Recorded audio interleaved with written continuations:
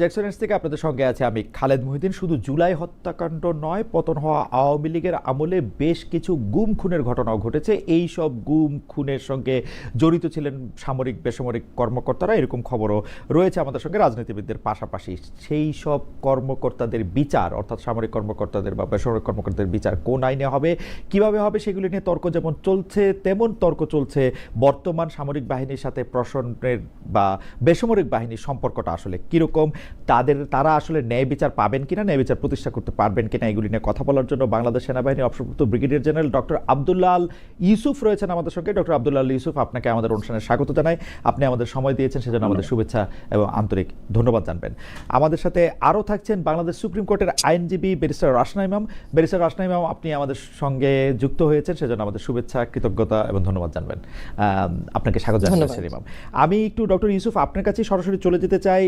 আপনার একটি বক্তব্যকে আমি একটু উল্লেখ করতে চাই, সেটি হচ্ছে এরকম যে আপনি গত বছরের নভেম্বরে ঢাকা বিশ্ববিদ্যালয়ের একটি মিলনায়তনে আয়োজিত একটি অনুষ্ঠানে বলেছিলেন যুদ্ধটা এখনো চলছে। আমাদের প্রশ্ন, এই যুদ্ধের পক্ষ বিপক্ষ কারা? এই যুদ্ধে আপনার পক্ষটাই বা কি? আপনি কি পেতে চান বা কি হলে খুশি হবেন? ডক্টর আব্দুল্লাহ ইউসুফ। ধন্যবাদ খালেদ ভাই আমাকে আমন্ত্রণ জানানোর জন্য। সাথে সাথে দর্শক যারা আছেন, আমার সহজ আলোচক যিনি আছেন, তাকেও সালাম জানিয়ে শুরু করছি।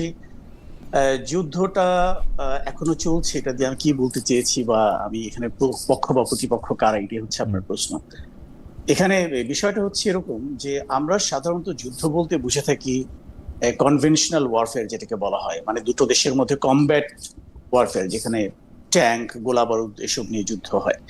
কিন্তু যে জিনিসটা আমরা অনেকেই রিয়ালাইজ করি না, যে যুদ্ধের বিভিন্ন ধরন আছে, যেরকম কালচারাল ওয়ারফেয়ার হতে পারে, ইভেন আপনার মিডিয়া ওয়ার হতে পারে, তারপরে সাইকোলজিক্যাল ওয়ারফেয়ার হতে পারে। তো আমরা যেটা দেখতে পেয়েছি অ্যাকচুয়ালি সেই আমাদের ৭১-এর পর থেকেই কন্টিনিউয়াসলি আমাদের যে প্রতিবেশী রাষ্ট্র ভারত, তারা বিভিন্ন রকমের আগ্রাসন আমাদের বিরুদ্ধে চালিয়ে যাচ্ছে। কখনো কালচারাল অ্যাগ্রেশন, কখনো ইভেন ওয়াটার ওয়ার্স, পানি দিয়েও আমাদেরকে অনেক সময় তারা আগ্রাসী মনোভাব দেখিয়েছে। যেটা আমরা একটা জুলাই বিপ্লবের পরপরই যে বন্যাটা হয়ে গেলো, সেটাতে আমরা দেখেছি কিভাবে পানিটাকেও তারা ব্যবহার করছে একটা যুদ্ধাস্ত্র হিসেবে। ঠিক একইভাবে যেটা হয় যে দেশের ভেতরে তারা তাদের একটা গ্রুপ, তাদের একটা ফলোয়ার বা তাদের একটা যেটাকে আমরা বাংলায় বলে থাকি তাদের সুবিধাভোগী কতগুলো গ্রুপ তারা তৈরি করে, তারা দেশের মধ্যে নানাভাবে যে শেপিং দি পাবলিক পারসেপশন, মানে মানুষের জনগণের মতামতকে কিভাবে করে একটা নির্দিষ্ট দেশের ফেভারে নিয়ে যাওয়া যায়, নিজের দেশের এগেনস্টে গিয়ে, এই ধরনের সাইকোলজিক্যাল ওয়ারফেয়ার কিন্তু কন্টিনিউয়াসলি চলতে থাকে। এরপরে আমরা যেটা দেখতে পেলাম, ইভেন জুলাই বিপ্লবের পর থেকে যে মিডিয়া ওয়ার, তাদের বিভিন্ন নিউজ চ্যানেলগুলো যেভাবে করে বাংলাদেশের বিরুদ্ধে বিষোদ্গার করছে, ভুল তথ্য বা ডিসইনফরমেশন ডেলিবারেটলি সার্ভ করছে টু দি ওয়ার্ল্ড কমিউনিটি, আমাদেরকে নেগেটিভলি পোর্ট্রে করার জন্য to the world community. This are something এগুলো এক ধরনের যুদ্ধ। তো আমরা এগুলোকে অনেক সময় সাধারণ মানুষ যারা আমরা জনতা, এটাকে ঠিক রিয়ালাইজ করি না। আমরা যুদ্ধ বলতেই ভাবি বোধহয় ট্যাঙ্ক আসলো, কিংবা জঙ্গি বিমান পাঠানো হলো, মিসাইল পাঠানো হলো, এটাই বোধহয় যুদ্ধ। কিন্তু ওই যুদ্ধটা কিন্তু হাল আমলে ওই যুদ্ধগুলো খুব কমই হয়ে থাকে। একটা দেশ কখনো অন্য একটা দেশকে যদি তারা ডুইং দেয়ার উইলস, যেটাকে বলা হয়, একটা ultimate purpose of any warfare is to force the other side do our will, আমরা যেটা চাই সেভাবে কাজ করানো। এটার জন্য তারা বিভিন্ন ধরনের পাওয়ার ইউজ করে থাকে। যেটাকে আমরা গতানুগতিক কমব্যাট ওয়ারফেয়ার বলে থাকি, সেটা হচ্ছে এক ধরনের হার্ড পাওয়ার। হার্ড পাওয়ারের মাধ্যমে যে শুধুমাত্র যুদ্ধ হয় তা না, অনেক সময় সফট পাওয়ারের মাধ্যমেই যুদ্ধ করা হয়। যেরকম আমরা ইভেন ইউক্রেনের ক্ষেত্রে দেখতে পাচ্ছি, রাশিয়ার এগেইনস্টে যে ইকোনমিক স্যাংশন দেওয়া হলো বা বিভিন্ন দেশের বিরুদ্ধে যে অর্থনৈতিক অবরোধ জারি করা হয়, এগুলো কিন্তু soft power, but this are no less painful than the hard power. আমি সেই সেন্সেই বলছি যে কন্টিনিউয়াসলি আমরা একটা যুদ্ধ। আমি একটা প্রশ্ন শুধু করতে চাই, যে সেটা হচ্ছে যে কোল্ড ওয়ারের সময় আমরা মিডিয়া বা প্রপাগান্ডা ওয়ারটা আমরা সাংঘাতিক রকম দেখছি, কিন্তু তথ্য প্রযুক্তির এই বিস্তারের সময় আপনি একটা মিথ্যা তথ্য দিয়ে কিন্তু আসলে 10 সেকেন্ড সাস্টেন করতে পারবেন না, এবং সেই মিথ্যা তথ্য দিয়ে প্রপাগান্ডা ওয়ার করার সামর্থ্য এখন এই পৃথিবীর কারো নাই আসলে। আর আপনি যেটাকে সফট পাওয়ার বলতেছেন, যে ওই ইউক্রেনের স্যাংশনের ক্ষেত্রে, সেটা তো সফট না, মানে অর্থনৈতিক যুদ্ধই তো যুদ্ধ। আপনাকে স্যাংশন দিয়ে রাখা মানেই তো আপনাকে তো আর বোমা মেরা মারতে হবে না, স্যাংশন দিয়ে মারলেই তো আপনি মরে যাবেন আসলে। যদি আপনি এটা করেন, এটা তো আর সফট না। কিন্তু আপনি যদি মিডিয়া বা প্রপাগান্ডা ওয়ারটার কথা বলেন, সেই মিডিয়া বা প্রপাগান্ডা ওয়ারের তো কোনো গুরুত্ব আগে কতটুক ছিল আমি জানি না, গত এক দশকে আর একেবারেই নাই। আমরা মানে আপনার এটা মনে হয় কিনা, মানে আমি আপনার সাথে মানে আপনার কাছ থেকে আমি এটা পরীক্ষা করে মানে আপনার কাছ থেকে আমি এটা শুনতে চেয়েছি যে ধরেন যে ইন্ডিয়ার কিছু মিডিয়া বাংলাদেশের নামে ক্রমাগত অপপ্রচার চালাইলো, কিন্তু সেইটা দিয়ে তারা কোনো পয়েন্ট, একটি পয়েন্ট অর্জন করতে পারছে কিনা। কেন আমি এই কথা বলতেছি যে যে বাংলাদেশের খবর নেয়ার জন্য ইন্ডিয়ার মিডিয়ার উপর ডিপেন্ড করবে এরকম একজন লোক পৃথিবীতে অবশিষ্ট নাই। আমি একটা আন্তর্জাতিক সংবাদ মাধ্যমের একটা বিভাগের দায়িত্বে ছিলাম বলে আমি দায়িত্ব নিয়ে বলতেছি, কেউ কোনোদিন ইন্ডিয়ার মিডিয়া থেকে বাংলাদেশের খবর নেয় না এখন আর। এইটা আপনার মনে হয় কিনা, মানে এইটা এটা আমরা একটা মানে জুজুর বিরুদ্ধে লড়াই করতেছি কিনা? ব্যাপারটা পুরোপুরি সেরকম না, কারণ আপনি যেটা বলছেন, যে প্রপাগান্ডাটা তারা মিডিয়ার মাধ্যমে ছড়াচ্ছে, এটা পলিসি মেকার যারা, তারা এটাকে কিভাবে নিচ্ছে? পলিসি মেকাররা ডেফিনেটলি দে হ্যাভ, তাদের অনেক রকমের টুলস আছে, মেকানিজম আছে, তারা এটাকে সেকেন্ড চেক, থার্ড চেক করে এটাকে কনফার্ম করতে পারে যে তথ্যটা কতটুকু সত্য বা মিথ্যা, এটাকে উদ্দেশ্য প্রণোদিত নাকি এর পেছনে কিছু সত্যতা আছে। কিন্তু আমি যেটা বলছি সেটা হচ্ছে শেপিং দি পাবলিক পারসেপশন, জনগণ এটাকে কিভাবে নিচ্ছে। এখন কলকাতাতে যখন একটা মিডিয়াতে কোন একটা নিউজ করা হয়, সেই নিউজ চ্যানেলটার রিচ কতটুকু, সেটা রিচটা হয়তো বাংলাদেশে নেই, সেটা হয়তো ইউএসএ তে বা অন্য কোনো দেশে, পাশ্চাত্যের কোনো দেশে বা অন্যান্য যে সমস্ত দেশ আমাদের ব্যাপারে ডিসিশন নিতে পারে, যারা আমাদেরকে ম্যাটার করে, তাদের কারো কাছে কিন্তু এটা রিচটা হয়তো নেই, বাট তার রিচটা আছে তার কমিউনিটির ভেতরে। ফলে পুরো একটা জনগোষ্ঠীর ভেতরে আপনি ডিসইনফরমেশন দিয়ে একটা জনগোষ্ঠীকে আরেকটা জনগোষ্ঠীর বিরুদ্ধে উস্কে দিচ্ছেন। দুটো পাশাপাশি রাষ্ট্রের ভিতরে যখন দুটো দেশের জনগণের ভিতরে এরকম একটা বিদ্বেষমূলক মনোভাব তৈরি হয়, definitely in a long run এটা আমাদেরকে এফেক্ট করে। কারণ পলিসি মেকাররাও কিন্তু পাবলিক পারসেপশন বা পাবলিক ওপিনিয়নটাকে অ্যাভয়েড করে কোনো পলিসি মেকিং করতে পারেন না, বিকজ দে ডু পলিটিক্স। তারা পলিটিক্স করতে হলে তাদেরকে অবশ্যই পাবলিক পারসেপশনটাকে আমলে নিতে হবে। সেই দিক থেকে আমি মনে করি যে এই যে ওয়ারফেয়ার গুলো, এগুলো কিন্তু অবশ্যই একটা নেগেটিভ ইম্প্যাক্ট আছে, এবং এটাকে কাউন্টার করার জন্য আপনি যেটা বলেন 1 মিনিটও এটাকে সার্ভাইভ করতে পারে না, এখানে একটা ডেফিনেটলি আপনার সামাজিক যোগাযোগ মাধ্যমগুলোর একটা বিরাট ভূমিকা আছে, যার মাধ্যমে আমরা মেইন স্ট্রিম মিডিয়াতে যাই সত্য মিথ্যে বলা হোক না কেন, এটাকে আমরা কাউন্টার চেক করার আরেকটা সুযোগ আমরা পেয়ে যাই। আপনার চ্যানেলটাও তেমনি একটা চ্যানেল, এখন এটা ডিপেন্ড করছে যে কোন চ্যানেলটা রিচ কতটুকু, তার ভিউয়ার্স কতটুকু। আর আজকাল যেহেতু মিডিয়াটা আমাদের সবার হাতের মুঠোয় চলে আসছে, সো ইটস ট্রু যে এটাকে এত সহজে কিন্তু গেলানো যায় না। কিন্তু আমার টার্গেট অডিয়েন্সকে, যদি কলকাতার ওই মিডিয়াটার যদি টার্গেট অডিয়েন্স কলকাতাবাসীরাই হয়, তাহলে তারা তো এটা দেখতে পাচ্ছে, আমি হয়তো দেখতে পাচ্ছি না, পাশ্চাত্যের কেউ দেখতে পাচ্ছে না, কিন্তু ওদের ওপিনিয়নটা তো ম্যাটার করে। আচ্ছা, আমার মনে হয় যে মিডিয়ার এই জায়গাটা নিয়ে, এই শক্তি বা শক্তির জায়গাটা নিয়ে আমরা একটু থিওরিটিক্যাল আলাপও আমরা অনেক সময় করতে পারি, কিন্তু কলকাতার ওই টার্গেট অডিয়েন্স আমার কাছে মনে হয়েছে যেসব বাংলাদেশিরা উত্তেজিত হবে এইসব খবরের মধ্যে, তারাই আসলে বেশি ছিল। কারণ আমরা যেহেতু মানে মানে ওদেরকে অনেক বেশি দেখছি, যে দেখাটা ওরা ডিজার্ভ করে না সেটা, যাই হোক। কিন্তু আমি সরকারের জায়গা থেকে আসি ডক্টর ইউসুফ, যে এই অন্তর্বর্তী সরকারের সময় আমরা মুখে অনেক বেশি ভারতের বিরোধিতা করতে শুনছি, ব্যবসা বাণিজ্যে কিন্তু আমরা দেখছি উল্টোটা অসহযোগিতা করতেছে ভারত সরকার। তারা পর্যটন ভিসা পর্যন্ত বন্ধ করে রাখছে। সেই জায়গায় ডক্টর ইউনূস সরকার যথাযথ জবাব দিতে পেরেছে কিনা, নাকি মুখে একরকম কথা বলতেছে, অন্যদিকে তারা আমরা দেখতেছি যে প্রথমায় সেই আদানির বিদ্যুতের টাকা পরিশোধ করলো, বলা হলো যে ইন্টারন্যাশনাল চুক্তি নাকি বাদ দেওয়া যায় না। ইন্টারন্যাশনাল চুক্তি হয়ই বাদ দেওয়ার জন্য, আমি 1 কোটি দেখাতে পারবো যে ইন্টারন্যাশনাল চুক্তি কেমনে বাদ দেয় এই সরকার। আমরা দেখতেছি যে একদিকে মানে ভারত ল্যান্ড বর্ডার দিয়ে আমাদের যাওয়া রপ্তানি করা এগুলি বন্ধ করতেছে, কিন্তু আমরা তাদের সাথে আম, ইলিশ কূটনীতি করতেছি, আমরা পুশিন দেখতেছি। সরকারের এই জায়গাটা আমি ঠিক বুঝি না, মানে মুখে যতটা ভারত বিরোধিতাটা করে, সেই একই রকমভাবে সেটা তার কূটনৈতিক আচরণে এটা অনুবাদ হয় কিনা, আপনি কিরকম দেখেন ডক্টর ইউসুফ? এখানে যে বিষয়টা আমি বুঝতে পারি সেটা হচ্ছে, আমরা পাবলিক যখন কোন একটা ওপিনিয়ন দেই, আমরা একটা ইম্পালসিভ, এটা একটা অনেকটা ইম্পালসিভ, আমরা আমাদের ইমোশন গাইডেড একটা রেসপন্স প্রতিটা জিনিসে থাকে। কিন্তু যখন যারা সরকার পরিচালনা করেন, যারা পলিসি মেকিং লেভেলে থাকেন, তাদেরকে যে কোনো একটা বক্তব্য, বিবৃতি বা যে কোনো অ্যাকশনে যেতে হলে তাদেরকে অনেকগুলো আসপেক্ট তাদেরকে চিন্তা করতে হয়। আমরা একটা বৃহত্তর বিশ্বে বসবাস করি, যেখানে ওভারঅল ভূ রাজনৈতিক রিয়ালিটিটা কিরকম, আমার একটা স্টেটমেন্ট বা আমার একটা পদক্ষেপ আমার অন্যান্য যে সমস্ত বন্ধু রাষ্ট্র আছে, আমাদের সহযোগী রাষ্ট্রগুলো কিভাবে নেবে, এটার ফার রিচিং ইম্প্যাক্টটা কি পড়তে পারে। আমার ধারণা এই জিনিসগুলো যারা পলিসি মেকিং লেভেলে থাকে, যারা রাষ্ট্র পরিচালনা করেন, স্টেট ক্রাফটের সঙ্গে যারা জড়িত, তাদেরকে এই জিনিসগুলো ভাবতে হয়, যেটা আমরা সাধারণ মানুষ অনেক সময় ভাবি না। তো এখানে যখন একটা ধরেন রাজনৈতিক সরকার থাকে, যাদের একটা জনপ্রিয়তার প্রশ্ন থাকে, তারা কিন্তু পাবলিক সেন্টিমেন্টটাকে খুব সিরিয়াসলি তারা আমলে নেয়। তারা যে কোনো একটা পদক্ষেপ নেওয়ার সময় চিন্তা করে যে এর পসিবল রিপারকেশন পাবলিক সাইড থেকে কি হতে পারে। যেই দায়বদ্ধতাটা একটা অন্তর্বর্তীকালীন সরকারের কখনোই থাকে না। সো আমার মনে হয় যে অন্তর্বর্তীকালীন সরকারের অনেকগুলো পদক্ষেপ বা পলিসি হয়তোবা এটা কতটুকু জনপ্রিয় বা অজনপ্রিয় হবে সেটা বিবেচনায় না রেখে তারা হয়তো বৃহত্তর ভূ রাজনৈতিক প্রেক্ষাপটে এটা ফার রিচিং ইম্প্যাক্ট আমাদের Okay. সঙ্গে অন্যান্য দেশের রিলেশন থেকে কতটা এফেক্ট করবে সেই দৃষ্টিকোণ থেকে তারা অনেক অনেক পদক্ষেপ নিয়ে থাকেন, যেগুলো হয়তো অনেক ক্ষেত্রে নন ডিসক্লোজার এগ্রিমেন্টের কারণে আমাদেরকে জানানোও হয় না। তো এই ব্যাপারে আসলে সরকারের ভেতরে না থেকে এই ব্যাপারে কোনো মন্তব্য করাটা আসলে একটু জটিল আমার জন্য। ডক্টর ইউসুফ, আপনাকে ধন্যবাদ। আমি একটু ব্যারিস্টার রাশনা ম্যামের কাছে যাই। ব্যারিস্টার রাশনা ম্যাম, আমাদের প্রশ্ন আপনার কাছে যে আপনি জুলাই হত্যাকাণ্ডের বিচার ও বিগত 15 বছরে গুম খুন নিয়ে তড়িঘড়ি থাকার কথা বলেছেন। বিচারের আগে সাজা কেন, এমন প্রশ্ন তুলেছেন। আপনি দাবি করেছেন দেশের অভ্যন্তরীণ বিচার প্রক্রিয়ায় অনেক ধরনের ঘাটতি আছে, তাই জুলাই হত্যাকাণ্ডের বিচার দেশের ট্রাইব্যুনালে নয় আন্তর্জাতিক অপরাধ আদালতে যাওয়ার কথা বলেছেন।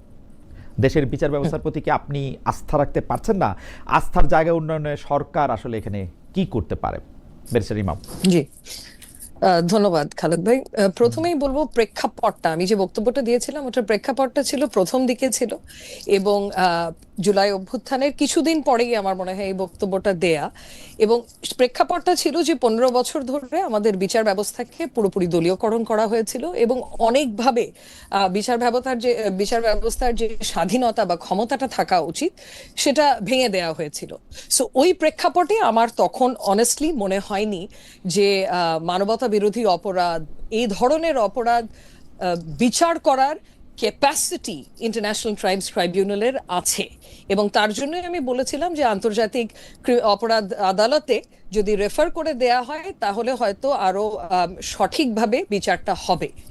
এবং তারপরে যেটা আরেকটা কারণ ছিল সেটা হচ্ছে গিয়ে ইউএন এর যে ফ্যাক্ট ফাইন্ডিং মিশনের রিপোর্টটা ছিল সেখানেও আই বিলিভ এরকমই একটা সুপারিশ এসেছিল যে ক্ষমতাটা নিয়ে আন্তর্জাতিক অপরাধ ট্রাইব্যুনালের তাদেরও নানা ধরনের প্রশ্ন ছিল এবং তারাও বলেছিল রেফারেন্স হয়তো ইন্টারন্যাশনাল ক্রিমিনাল কোর্টে করা যেতে পারে।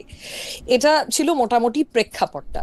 সো বিচার ব্যবস্থাকে যেহেতু নানাভাবে ভেঙে দেওয়ার চেষ্টা করা হয়েছে গত 15 বছরে, এটা তো ওভারনাইট বা ইভেন এক বছরে পুরোপুরি পাল্টে যাবে না। সো বিচার ব্যবস্থায় আমাদের এখনো নানা ধরনের সমস্যা আছে, হচ্ছে। কিন্তু তাই বলে যে কোনো ধরনের সংস্কারের উদ্যোগই নেওয়া হয়নি তা তো না। বড় ধরনের কয়েকটা সংস্কারের উদ্যোগ নেওয়া হয়েছে, যেরকম একটা ইন্ডিপেন্ডেন্ট কমিশন গঠন করা হয়েছে বিচারক নিয়োগ দেওয়ার জন্য সুপ্রিম কোর্টের, এবং এই কমিশন অলরেডি অ্যাক্টিভেটেড এবং এনাদের অধীনেই কিন্তু লাস্ট যে নিয়োগগুলো হলো সুপ্রিম কোর্টে সেটা হয়েছে। এবং অনেকেই মনে করছে এই নিয়োগগুলো এর আগের বহু বছরের ওভারঅল নিয়োগের থেকে বেটার ছিল কোয়ালিটি ওয়াইজ। তারপরে ধরেন সুপ্রিম জুডিশিয়াল কাউন্সিল, যারা বিচারকদের বিরুদ্ধে এনকোয়ারি করবেন এবং সুপারিশ করবেন রাষ্ট্রপতিকে, সেটাকেও রিঅ্যাক্টিভেট করা হয়েছে। ওই 16th অ্যামেন্ডমেন্টে যেটাকে বাতিল করার একটা অ্যাটেম্প্ট নিয়েছিল আওয়ামী লীগ, সো সেটাও রিঅ্যাক্টিভেট করা হয়েছে। সচিবালয়টা এখনো যদিও বাস্তবায়ন করা হয়নি। মোটামুটি একটা কমিটমেন্ট পাওয়া গেছে অন্তর্বর্তীকালীন সরকারের থেকে যে বিচার বিভাগের একটা পৃথক সচিবালয় থাকাটা অত্যন্ত গুরুত্বপূর্ণ। কারণ না হলে যেটা হবে, অন পেপার স্বাধীনতা থাকবে বা মানে প্র্যাকটিক্যালি ডে টু ডে লাইফে যদি আমার অ্যাডমিনিস্ট্রেটিভ কাজগুলো পুরোপুরি মন্ত্রণালয়ের উপর নির্ভরশীল হয় তাহলে হয়তো সত্যিকার অর্থে স্বাধীন হবে না বিচার বিভাগ। সো প্রবলেম এখনো আছে, এটা নিয়ে আমার কোনো সন্দেহ নেই। আন্তর্জাতিক অপরাধ ট্রাইব্যুনালের আরেকটা কথা আমি বলেছিলাম যে এ ধরনের বিচার যেগুলো এখন হচ্ছে এগুলো তড়িঘড়ি করে একেবারেই করা উচিত হবে না। কারণ অনেকেই যেটা করছিল, একটা দাবি উত্থাপিত করছিল যে ন্যায় বিচার না নির্বাচন আগে, যেটা আমার কাছে পুরোপুরি অযৌক্তিক মনে হয়েছে। কারণ ন্যায় বিচার এত তাড়াতাড়ি সম্পূর্ণ করাও ঠিক সঠিক হবে না। কারণ আমরা চাই যে এই বিচার, যে ট্রায়ালস গুলো হচ্ছে এগুলো যাতে আনকোয়েশ্চেনেবল হয়, মানে বহির্বিশ্বে এটা লেজিটিমেসি বা বৈধতা যাতে থাকে। যেরকম আওয়ামী লীগ আমলে প্রায় 2.5 বছরের মধ্যে সব তো কমপ্লিট করে ফেলেছিল এবং হাইলি কোয়েশ্চেনেবল ছিল, প্রত্যেকটা কনভিকশন কোয়েশ্চেনেবল ছিল, ট্রায়াল গুলো কোয়েশ্চেনেবল ছিল। আমরা চাচ্ছি না এই ট্রায়াল গুলো কোয়েশ্চেনেবল হয়। অনেকগুলো পদক্ষেপ তো ওনারা নিয়েছে, লাইভ ব্রডকাস্ট করছে, আইসিটি আইনে অনেকগুলো সংশোধন এনেছে। এখন কতদূর এফেক্টিভ হচ্ছে এটা হয়তো, এটার উপরে কমেন্ট করতে হলে আরো কিছুদিন অপেক্ষা করা উচিত, যে কত দ্রুততে আগান। বেশি দ্রুত আগানো কিন্তু উচিত না।